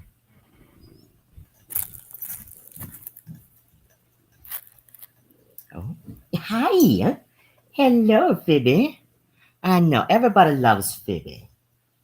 Everybody. Even Papa's boy thing, who was over here a couple weeks ago and didn't pet Phoebe enough. I know. I know. Why's guests coming when they're not going to pet Miss Phoebe? I know. I know. Why does Papa need pettings before Phoebe? I know. She was so she was kind of annoyed that when the boy thing was over a couple weeks ago to visit me for the happy fun time. Well, first off, Nigel doesn't know the boy thing well enough to want to watch. So Nigel was under the bed, which, fair enough. He's not going to, at least he's not watching and freaking everybody out. Granted, there's a good chance I would have tuned him out and the boy thing would have noticed before I did. And for all I knew, we would have had another episode like with Worst X. At least the first, which, like the current boy thing seems just sensible enough that I think they would have been okay with me throwing a blanket over his head, as in his head. No, I know. So like Nigel was under the bed, very aware of what the boy thing and I were doing on the bed, in the bed. So Nigel may not have been watching because he doesn't know boy thing very well, but Nigel knows what was going on. He clearly understands what that is. So Nigel may have just been having his own little fantasies, maybe thinking about things vicariously through what boy thing was doing with me. Hello, I know, boy thing. Phoebe was being very polite, reaching over, just like little, like gentle headbutts, but not at first. Not at first. Phoebe was being very polite because Phoebe, like with Papa, with Papa, that's me. So like, Phoebe will alternate whether or not she wants to headbutt or tap me first. It depends on things, but like with my friends, including the friends that I do the things that Nigel has shameful thoughts about. Because I'm sorry, the interspecies loving, it's very shameful, and I'm thinking, and I've asked people before, so like, does that mean my cat is into bestiality? Because I think that's what that would mean. I think that's what that would mean. Like, I'm not. I think it's weird, but I've learned to tune him out because, like, I basically have never had a bedroom door living with Nigel. At least not one that can be consistently closed while I'm trying to do those things, even just by myself. So, Nigel picked up this habit because I did not have a bedroom door to close. So I learned to ignore it because I'm a human and I can learn to ignore it. I am the one with the, I am the one with the relative power in the situation because I have thumbs, right? Yes. Phoebe knows what thumbs are. Thumbs are why my species is like the ultimate apex predator slash analogous to virus of the planet. But Phoebe's species can lick their own genitals. So I don't know. I think I'd rather have thumbs. Cause like, but whatever. So yeah, like I think that means Nigel has the paraphilia. Where because like I said, I am the human. I have the relative power in the situation. I can learn to tune him out. Even if out of necessity, right? Because like it's out of necessity that I learned to tune him out because I, like, almost his entire life, which has been like basically his entire life with me, I have not had a bedroom door that could consistently, reliably be closed. And so yeah, Nigel picked up this habit because, what else is he gonna do? I guess. And I really I could have consistently thrown a blanket over his head so that maybe negative reinforcement would kill this weird little habit of his. But in my defense, I was more often than not just really into what I was doing, and I figured I would rather have a blast with what I'm doing than try to try and discourage this becoming a habit for Nigel, right? So it's a trade-off. I learned to tune it out, and Nigel gets to be my creepy little pervert, who is now Nigel Butt. Seriously, Cat, I think he's gone into the bathroom because, like I said, he has this uncanny grasp of the English language. He definitely knows when he's being talked about, even if I don't say his name. And he understands various human habits, at least the ones of mine. So, oh, wait, never mind. He went under the little desk that they've got in the room here. Either way, he went out of a good line of sight for the laptop on the floor because I've got some things in the way, like a few bags of yarn. But yeah.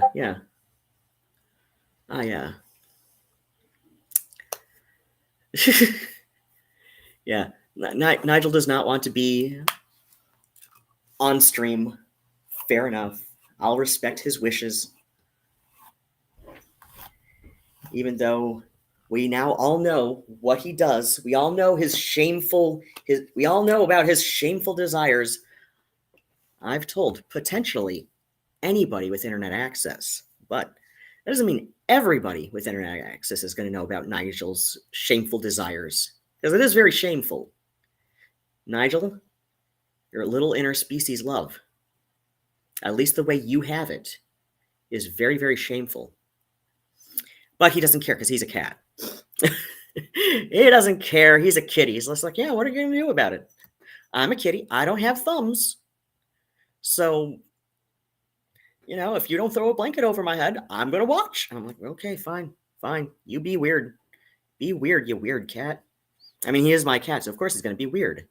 That's like default. That's like a yeah, that's like a prerequisite. All right.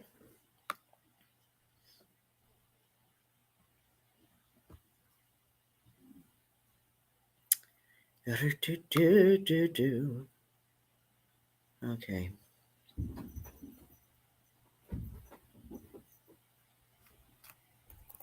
Let's see.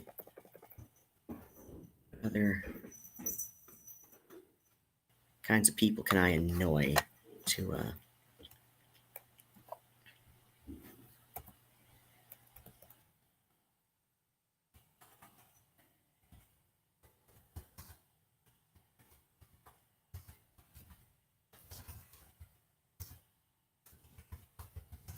getting some.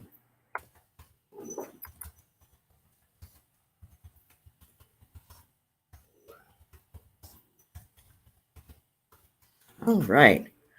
Going to Alexander's Horde, and I'm into the spicy sharing links.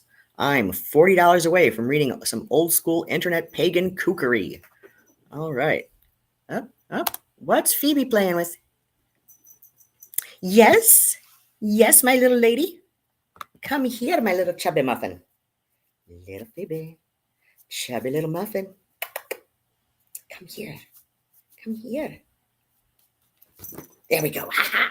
Yes, I know. I know. Here's my sweet little lady. Here's my sweet little girl. What? Yes? You want stuff? You want to play? Oh, yes. Yes, yes. Oh, we wants? We wants to play? Okay, I know what bag their laser pointer is still in. Unfortunately, I'm not exactly sure where I put it at, but we do have the wand toy. It is right here.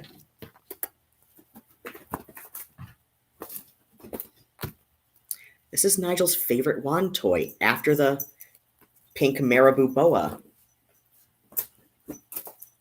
which I believe that one is in storage. Yeah, it's a pink marabou boa on a wand.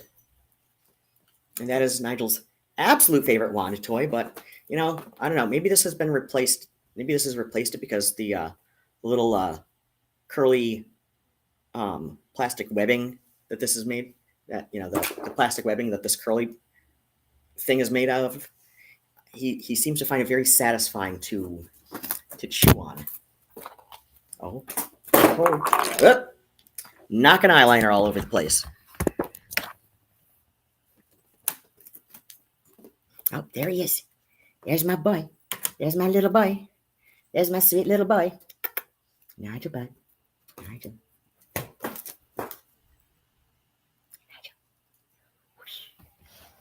Where's my handsome boy? Oh, oh, he's got it. He's got it. How well do we see him? God damn it. Okay, there's the, there he is. There he is. There he is, Nigel Butt. Chewing on the curls, always on the curls. He loves a little wand toy. Yes, he does. Yes, he does. He's a playful little boy. He's 11 years old. Him and Phoebe both. They're 11 years old, and Nigel's been with me since he was 4 months old. And I've told this story before, but if you don't want to go look up that upload in my YouTube video archive, I'll give a quick version. So I mentioned earlier in the stream that my old cat Vermin, she had a biopsy in 2012, and so Nigel's gonna be 12 years old this June, approximately, maybe May. I don't know. So yeah. Hello, little lady. Oh, not you're Nigel. Phoebe's the little lady.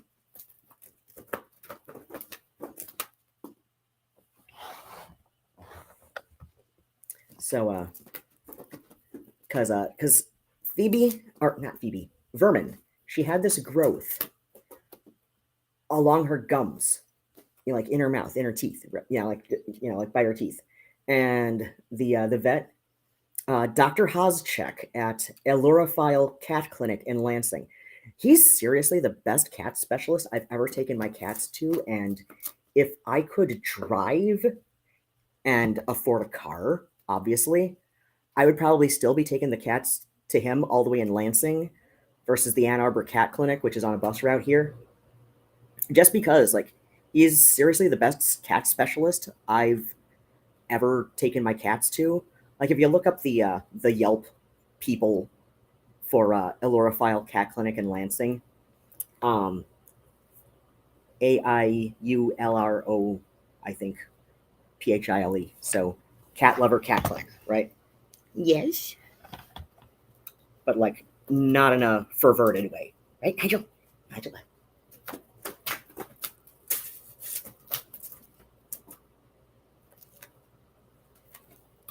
Oh, he's getting it.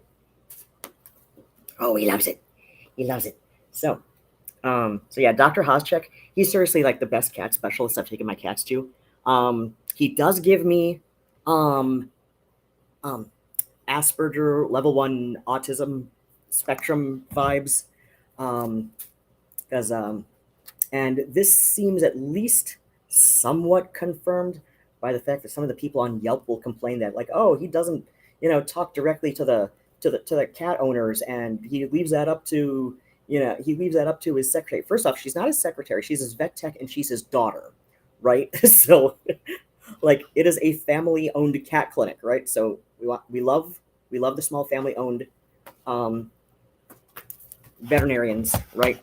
Okay, Nigel's all the way in the closet now. He's he's coming back. He's coming back. But I'm telling a story, so he can entertain himself on the cardboard scratcher for a little bit. Rub his face all over it. So anyway, Dr. Hozchek did a biopsy on the growth in Vermin's jaw, and the day it was Devil's Night, which is, Metro Detroit thing, or at least it started as a Metro Detroit thing. I goddamn hate the fact that The Crow, the 1993 film with Brandon Lee, I hate that, that kind of taken out of Detroit a little bit with, some people. Because, like, no, this was a special Detroit thing. But anyway, so it was like Devil's Night, or maybe it was like the day before, like either the 29th or the 30th of October. I get a call with Vermin's biopsy results back, and it's terminal. He said, like, it's, and he very seldom, like, calls cat owners himself. He usually leaves that up to his daughter, who's like the vet tech, so, like, the assistant kind of person, who also does like the clerical stuff, or at least some of them. Some of the clerical stuff. It's a father-daughter operation, so I figured, like, they each do some of the clerical work. She's just the one who, like, works at the desk, like, when people come in, right? But yeah, so like I said, like, he doesn't seem to have the best people skills, but he's got amazing cat skills. Like, cats just love him; they gravitate toward him. He understands cats and how to communicate with them effectively. Like, so yeah, like, when Dr. Hozchek himself is calling, it's a big deal. And he says, like, I don't want, like, that's how he says, how he starts it. He says, I don't want you to beat yourself up about this, but it is a very fast acting, some kind of carcinoma tumor. And there was maybe a 6-hour window of time where it could have been successfully operable. So don't beat yourself up. But my best prognosis is she's got 6, maybe 10 weeks, like weeks, right? So later that afternoon, I go out onto the porch because it's the old Sears Kit house in Lansing, and And because it was 2012, this that was the winter I accidentally quit smoking, because it was the first big polar vortex winter that came through the United States and screwed up everybody's lives for a whole winter, for like 6-8 straight weeks, right? And I preferred, and like I had to smoke on the porch because my cat Vermin, she had asthma, like almost as bad as Nigel's, um, and it's like, okay, yeah, my cat has like maybe 10 weeks tops, but I'm gonna make it the most comfortable 10 weeks on her that I can, and so I'm gonna smoke outside, right? I'm gonna smoke outside. I think I maybe had half of a cigarette in the basement that winter just because of stress, but after that, it just wasn't worth going down to the basement for. Um, it just wasn't worth going down in the basement when, like, like the porch was much closer to the couch and my bedroom door in the attic. Like the porch was much closer than going down all the way down to the basement. So I'm like, I'll figure out something else I can do with, like, my stress need to fidget with something with my hands. I think that was the first winter I started picking up crochet from anxiety again, like picking up crochet again from anxiety. But anyway, this ended up being, like, accidentally, like unintentionally, one of my last cigarettes, like maybe one of my last 4 cigarettes. Like that's how much I did not smoke that winter. And it's not like I smoked that much before. Like a pack would usually like take me a week to go through. So, like, whereas my dad, in contrast, 6 unfiltered packs, 6 packs of unfiltered Chesterfield Kings a day, like several cartons a week. Like he's going through more than half a carton a day. So, there was a reason my dad would, drive a couple times a week. And to be fair, like, at at the time, like the last, like decade or so, my dad was around. Like, we lived, like very, pretty close to the Ohio border, so it wasn't a huge deal to drive to Ohio for the cheaper cigarette tax. But he still did it, like, because, well, it's cheaper than getting cigarettes in Michigan. Anyway, so yeah, like, compared to several members of my family who smoke or formerly smoked, I barely smoked.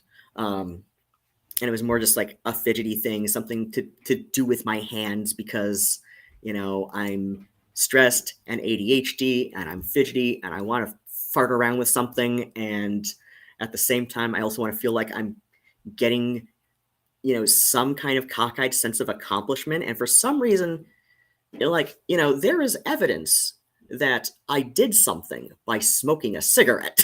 Like, I don't know. I started smoking when I was like 16. Like, this is like adolescent logic that, got me into the habit. And it was the desire to stay warm and keep my cat as comfortable during her last 10 weeks of life, like keeping my dying cat as comfortable as possible. That, like, so it was like, um like it was a combination of comfort and, my own personal comfort and my own, like, deep love for my cat that got me to quit smoking without really thinking about quitting smoking. Right? Like, it's understandable, but it's also like, it was also completely unintentional. But it's just like, like I just kind of like lost the habit because, well, it was really freaking cold that winter, and that was also the winter that my cat was dying, and winter of 2012-13. Anyway, so I go out on the porch. That ends up being, like, without intending to, it ended up being one of my last, like, 4, maybe 5 cigarettes. Oh wait, no. When my younger sister died in the summer of 2017, I did buy a pack of cigarettes, but I had like 3 of them, and, like, throughout the whole summer, or like, like throughout, like, the, like, 4 weeks or so after, at least like the last 4 weeks or so of the summer after my sister died, right? Just because she OD'd on my birthday that summer. So she OD'd on my birthday of that summer. and she and I had like a huge like argument over Facebook Messenger that like where basically like I called her bluff on a couple of things she was telling me that turned out to be lies.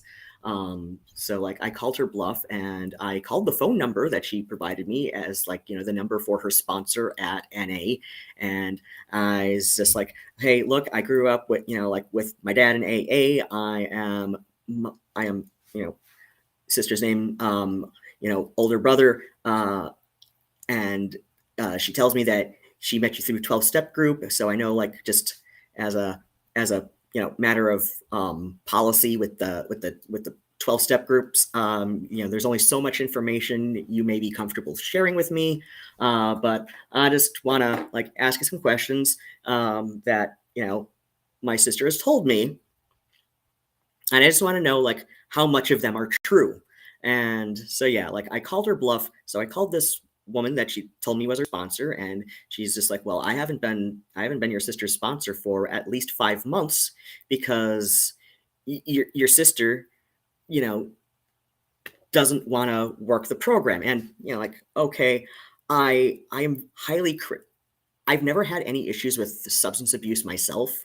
I do have tendencies to binge eat out of stress and anxiety, but when I'm on my ADHD meds, I am able to focus on more productive things than just like automatic impulse responses to binge eat.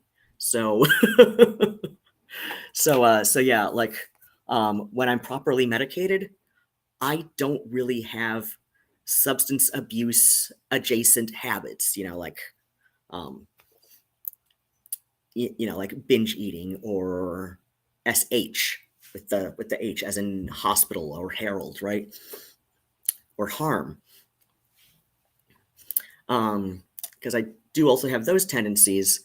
Granted, I can mostly keep them under control with or without medication through epilation, with you know of like mostly my legs and eyebrow waxing and tweezing. So anyway, as I began many times before, this was the winter my cat vermin. I found out my cat vermin was dying. It was a very fast acting tumor that maybe a couple days before we got it biopsied may have had, you know, like we may have gotten it in that very scant window of time. It could have been successfully operable. But yeah, like, and it's great that Dr. Hosczyk said, you know, like, it's great that he prefaced this with, I want you to remember not to beat yourself up about this. Cause you know, like, you know, cause yeah, it was just like a terribly aggressive tumor, very, very rapidly, you know, growing. So like, I was just like, okay, going out on the porch to have a cigarette because my cat is dying and I would like to have a cigarette. And I would like to have it on the porch because while my cat is dying, she has asthma and she will have a coughing fit and be wheezing for the rest of the day if I have a cigarette indoors. So, like I said, I went out on the porch, what ended up, without intending to be, one of my last cigarettes ever. I've had fewer than 10 cigarettes since the winter of 2012. Fewer than 10 cigarettes. And all of them have been because I was under an extreme, you know, amount of feelings because, you know, like, as you know, like, even though I'll get back to that at another time. Like, I'm here to talk about my cats who I love very much. Whereas my younger sister, I had a very tumultuous relationship with, to put it mildly. Anyway, so when I got out onto the porch, I heard this cat just like mewling his fool head off. Now, when Best X and I moved into the Sears Kit house, January of 2011, so like almost 2 years before, one of the neighborhood cats, a female who I had named Puka, Pwcca. Like, I don't think that's quite the Welsh spelling for for the kind of fae spirit.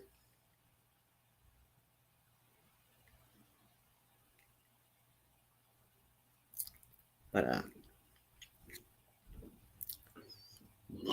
excuse me.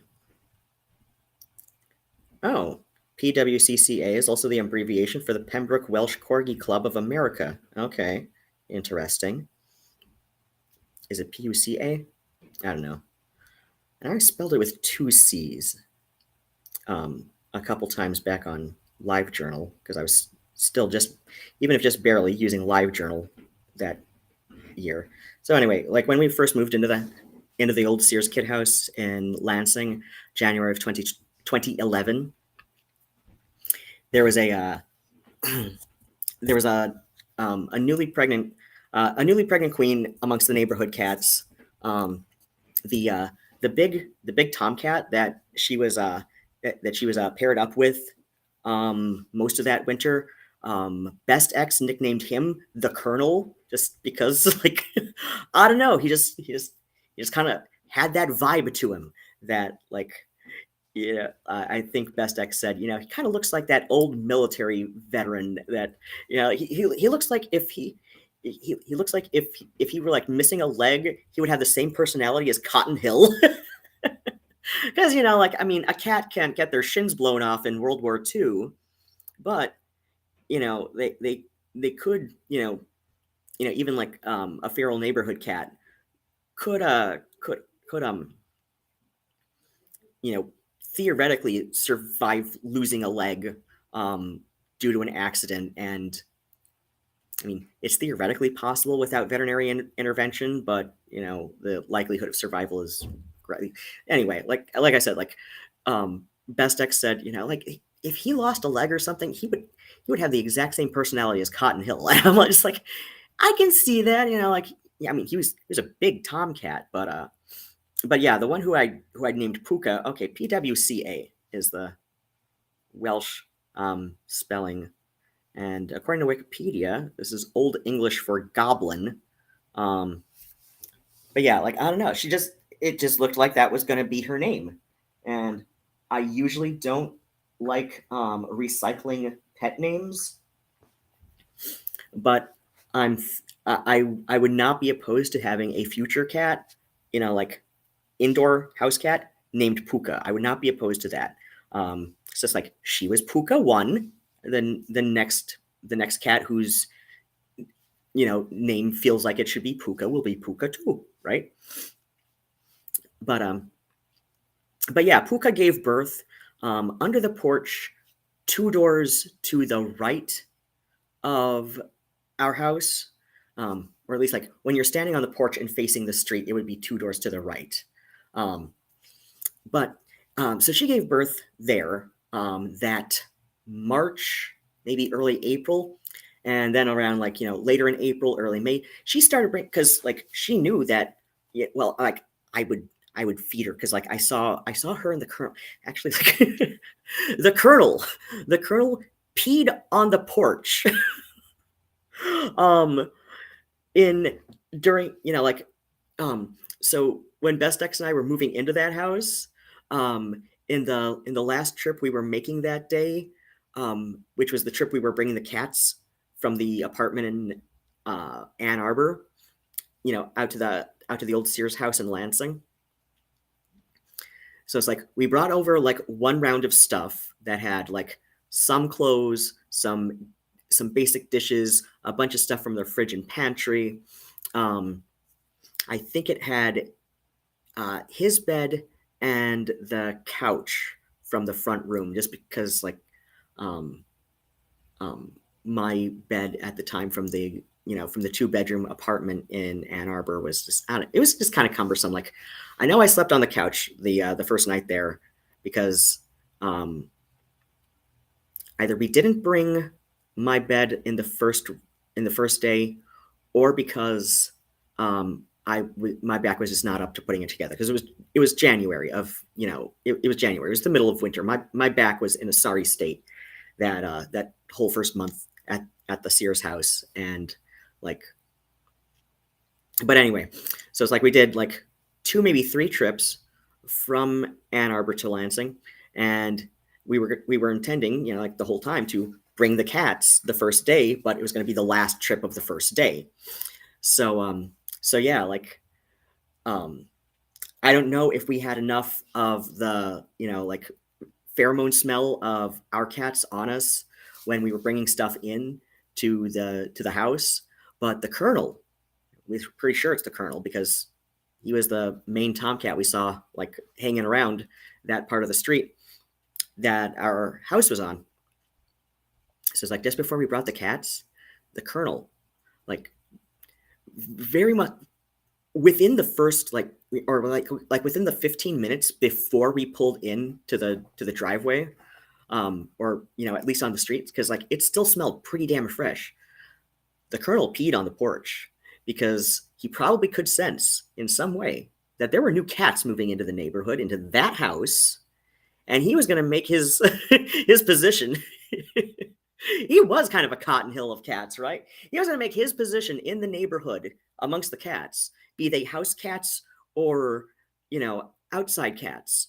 He was going to make this known, and of course, Bob could smell that another tomcat had peed somewhere, and Bob went going from room to room to room, and for like the first 2 days in that house, Bob was like meh, meh.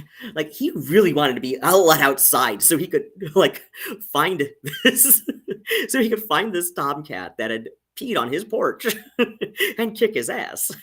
And Bob was 18 years old. Bob was 18 years old when we moved into that house, and we're just like, Bob, no, you are old. Like you may survive any fight with that tomcat, but just barely, and we love you. Man, no, I can take him. Man, let me at him. Like, no, bad kitty, that's a bad kitty. But anyway, I went out. So anyway, as I was saying about Puka, so she gave birth like 2 doors to the right, like when you're standing on the porch facing the street. She gave birth to under the porch 2 doors to the right. And that's important because like after she started bringing the kittens around, like 2 of them stuck around. 2 of them stuck around long term. One of them we nicknamed Jules, and Jules was kind of stupid. Jules was very much a house cat who just lived outside, but he was not very well equipped to take care of himself outside, as we hope the ones who didn't stick around very long after reaching adulthood could. We like to assume the best. I mean, we're pretty. In fact, we know one of them died, but and we know the manner in which he died was, just like Scott was in. Best X was in tears because like it was clear that that little guy did suffer after being hit by a car. But anyway, the one that we nicknamed Jules. So in Lansing, you have 2 options for recycling bins. You have 2 options for curbside recycling bins. One option is, your basic like little box that's about the third the size of a regular like outdoor trash bin, right? One of your basic recycling bins. Now, if they picked up recycling weekly, that would be fine. Like it might be overflowing a little bit, but it would be fine.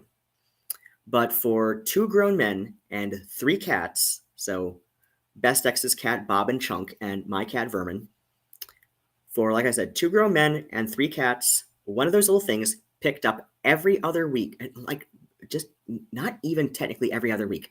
I think it was like on 2nd and 4th weeks of the month. So like if there was a 5th week that month, best of luck to you. The other option were these like little, like the little mini dumpster style trash bins that are almost as tall as I am, and I'm 4'11". Now, a lot of people on that street would leave, had those because, like there were like some families and stuff on that street. And so a lot of families on the street would like leave those with the thing wide open unless it was raining. Like go cover it when it was when it was due to rain, but they'd leave it wide open, just off the side of the porch so that you could like take the recycling and dump it in at the end of the day when you take the rest of the trash out. And so of course a lot of the the trash bins would also be like right there off the side of the porch. So because a lot of people on the street would leave them open off the side of the porch, a couple times Jules would fall into a neighbor's recycling bin and be unable to climb out because it's over 4 feet tall and it's very slick sides, and he's a helpless little guy. And and so I'm thinking, because I'm hearing this cat mewling his full head off, and I'm thinking, God damn it, do I have to rescue Jules out of the neighbor's recycling again? So I start calling for Jules to like try and gauge which direction I'm hearing him from. But instead of Jules coming up out of, or instead of like, figuring out where Jules is trying to echolocate from, out from under the neighbor's porch, like the next door neighbor to the left, of the Lansing house, out runs this little kitten and up onto our porch, and he starts snuzzling all over me. Snuzzle. And I'm just like, I don't know you. You're not one of the usual neighborhood cats. And just based on weight, he was about 4 months old. And it was about like little over 4 pounds, like maybe 4 pounds and an ounce or two. So he was about 4 months old. Like I said, October of 2012. So most likely born in June, maybe very late May. So yeah, and he's acting like a house cat. Like he's not acting like a kitten who was born 4 months ago outside and had to learn to like not draw attention to himself all the time. He's acting like a house cat who does not know what to do in the big scary outside. And I have like made myself known as a friendly person, and he's running up onto the porch, snuzzle. Oh, I love you so much. I love you so much. I don't know you, but I love you. And I'm just like, I don't know you. But we're going to be short a cat in a couple of months. Do you want in on this deal while it's still good? And I open the screen door back up, and he looks inside and snuzzle on my shin some more. And then he looks back inside, and he sees almost parallel to the front door on the far side of the kitchen is the litter box. He makes a beeline for the litter box, does his business, and then just casually walks right back out after covering it up and walks up onto the, like jumps up onto the couch, finds the warm spot where I had just parked my ass like until about like 5 minutes previous. And then I'm just like, this is how internet people get cats. And I'm thinking to myself, what the hell? I just got an internet cat. And I knock on the bedroom window, well, the downstairs bedroom window, because like my bedroom was the attic. So I knock on Best X's bedroom window. I'm like, hey, Best, we've got a fourth cat for a bit here. And he's like, what? I'm like, I guess I invited a kitten in to use the litter box, and he did, and he's made himself at home. Or at least what I'm guessing is he. Like, yeah, I don't know, we'll figure it out. Like, okay, and I gotta see this, and and so of course Best X comes out to the front room, and the kitten, who would soon be known as Nigel, just and he runs under the couch, and he's like, what the hell? I don't know. He was like really friendly with me, like. He was acting like a house cat who just like somehow ended up in the big scary outside. So like we'll make a good faith effort to see if somebody had genuinely lost him, or like what we concluded was like what happened was some trashy people probably knew that our street in Lansing had a reputation for being the street with all those cats. In fact, like between trips to go back to Ann Arbor to bring the cats back to Lansing, we stopped at Theo's, which is a little 24-hour diner in Lansing that was not too far from us, and we told the waitress, yeah, we're moving in like a few blocks that way on this street, and she says, is that the street with all the cats? And I was like, and we're like, well, we did see, we did see what I'm guessing is a tomcat, and like his little buddy, or his either minion or mate, for the winter, so probably, but yeah. So yeah, like what I guess happened was like, it's at least based on similarly trashy people I've known. What probably happened was like, a kid probably just like brought home a kitten without permission. Parents decided to humor child for a little bit, and then one day out in the night, after realizing that kittens are a lot of trouble, kid isn't pulling their weight with the kitten like promised, so I'll go take the kitten to the street with all the cats. All the cats on the street will take care of him. Like, no. Tomcats, feral tomcats, will kill kittens that, especially with those that they know aren't theirs, but sometimes even their own, just to like make a point to the other cats in the colony on the street, right? So like, no, like this is somebody who clearly doesn't understand cats.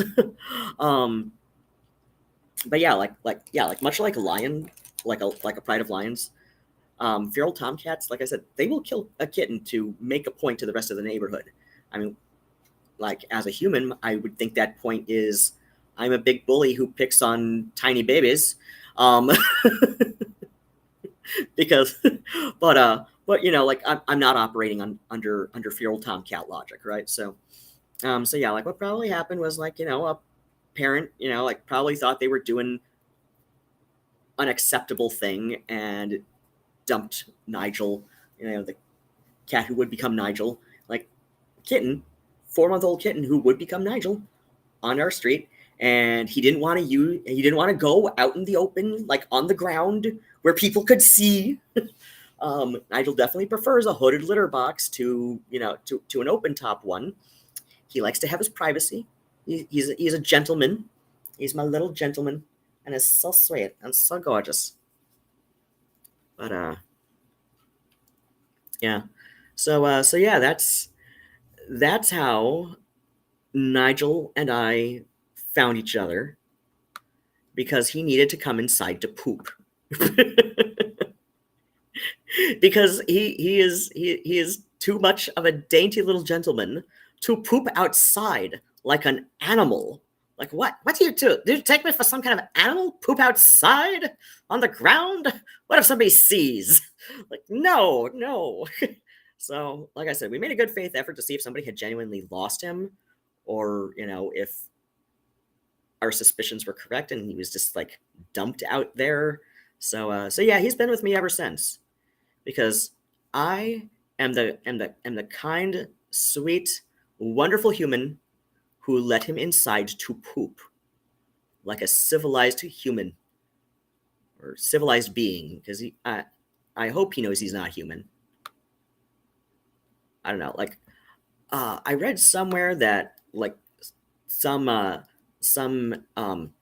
animal behavior cat specialists hypothesize that that like while dogs seem to understand that we're different from them, but that's okay. Um, some cat behavior specialists hypothesize that cats think that we are more like that we are at least more like them than we are, uh, and but like we're a stupid handicapped version of what they are. So um that seems to make sense on some levels anyway. Like until it's time to open up the can of wet food, right? Well, then we need thumbs, don't we? Thumbs aren't a handicap when it's wet food time, is it? No. Okay. We've got all of one person in audience, and it might still be um Oh shit! Did I close the did I close the YouTube app? Now that's YouTube Studio. I did not. Okay, let's wait a couple minutes and see if it was in. Oh wait, no, I did that on the browser on the thing here. Um, no, huh? No, okay. So it wouldn't be from the browser because like if it's registering me as the only one in the audience, I'm gonna be kind of upset, especially because I don't. I'm okay. You know what? It's been 2.5 hours, so I think this is a good point to end it. I'm going to be in panic mode, and I I do not want to be a spectacle, right? I yeah yeah. So yeah, I'm going to end the stream so I can you know I'm going to end the stream so I can panic and cry a lot and um yeah like um without an audience because I don't need that kind of audience. All right. Well,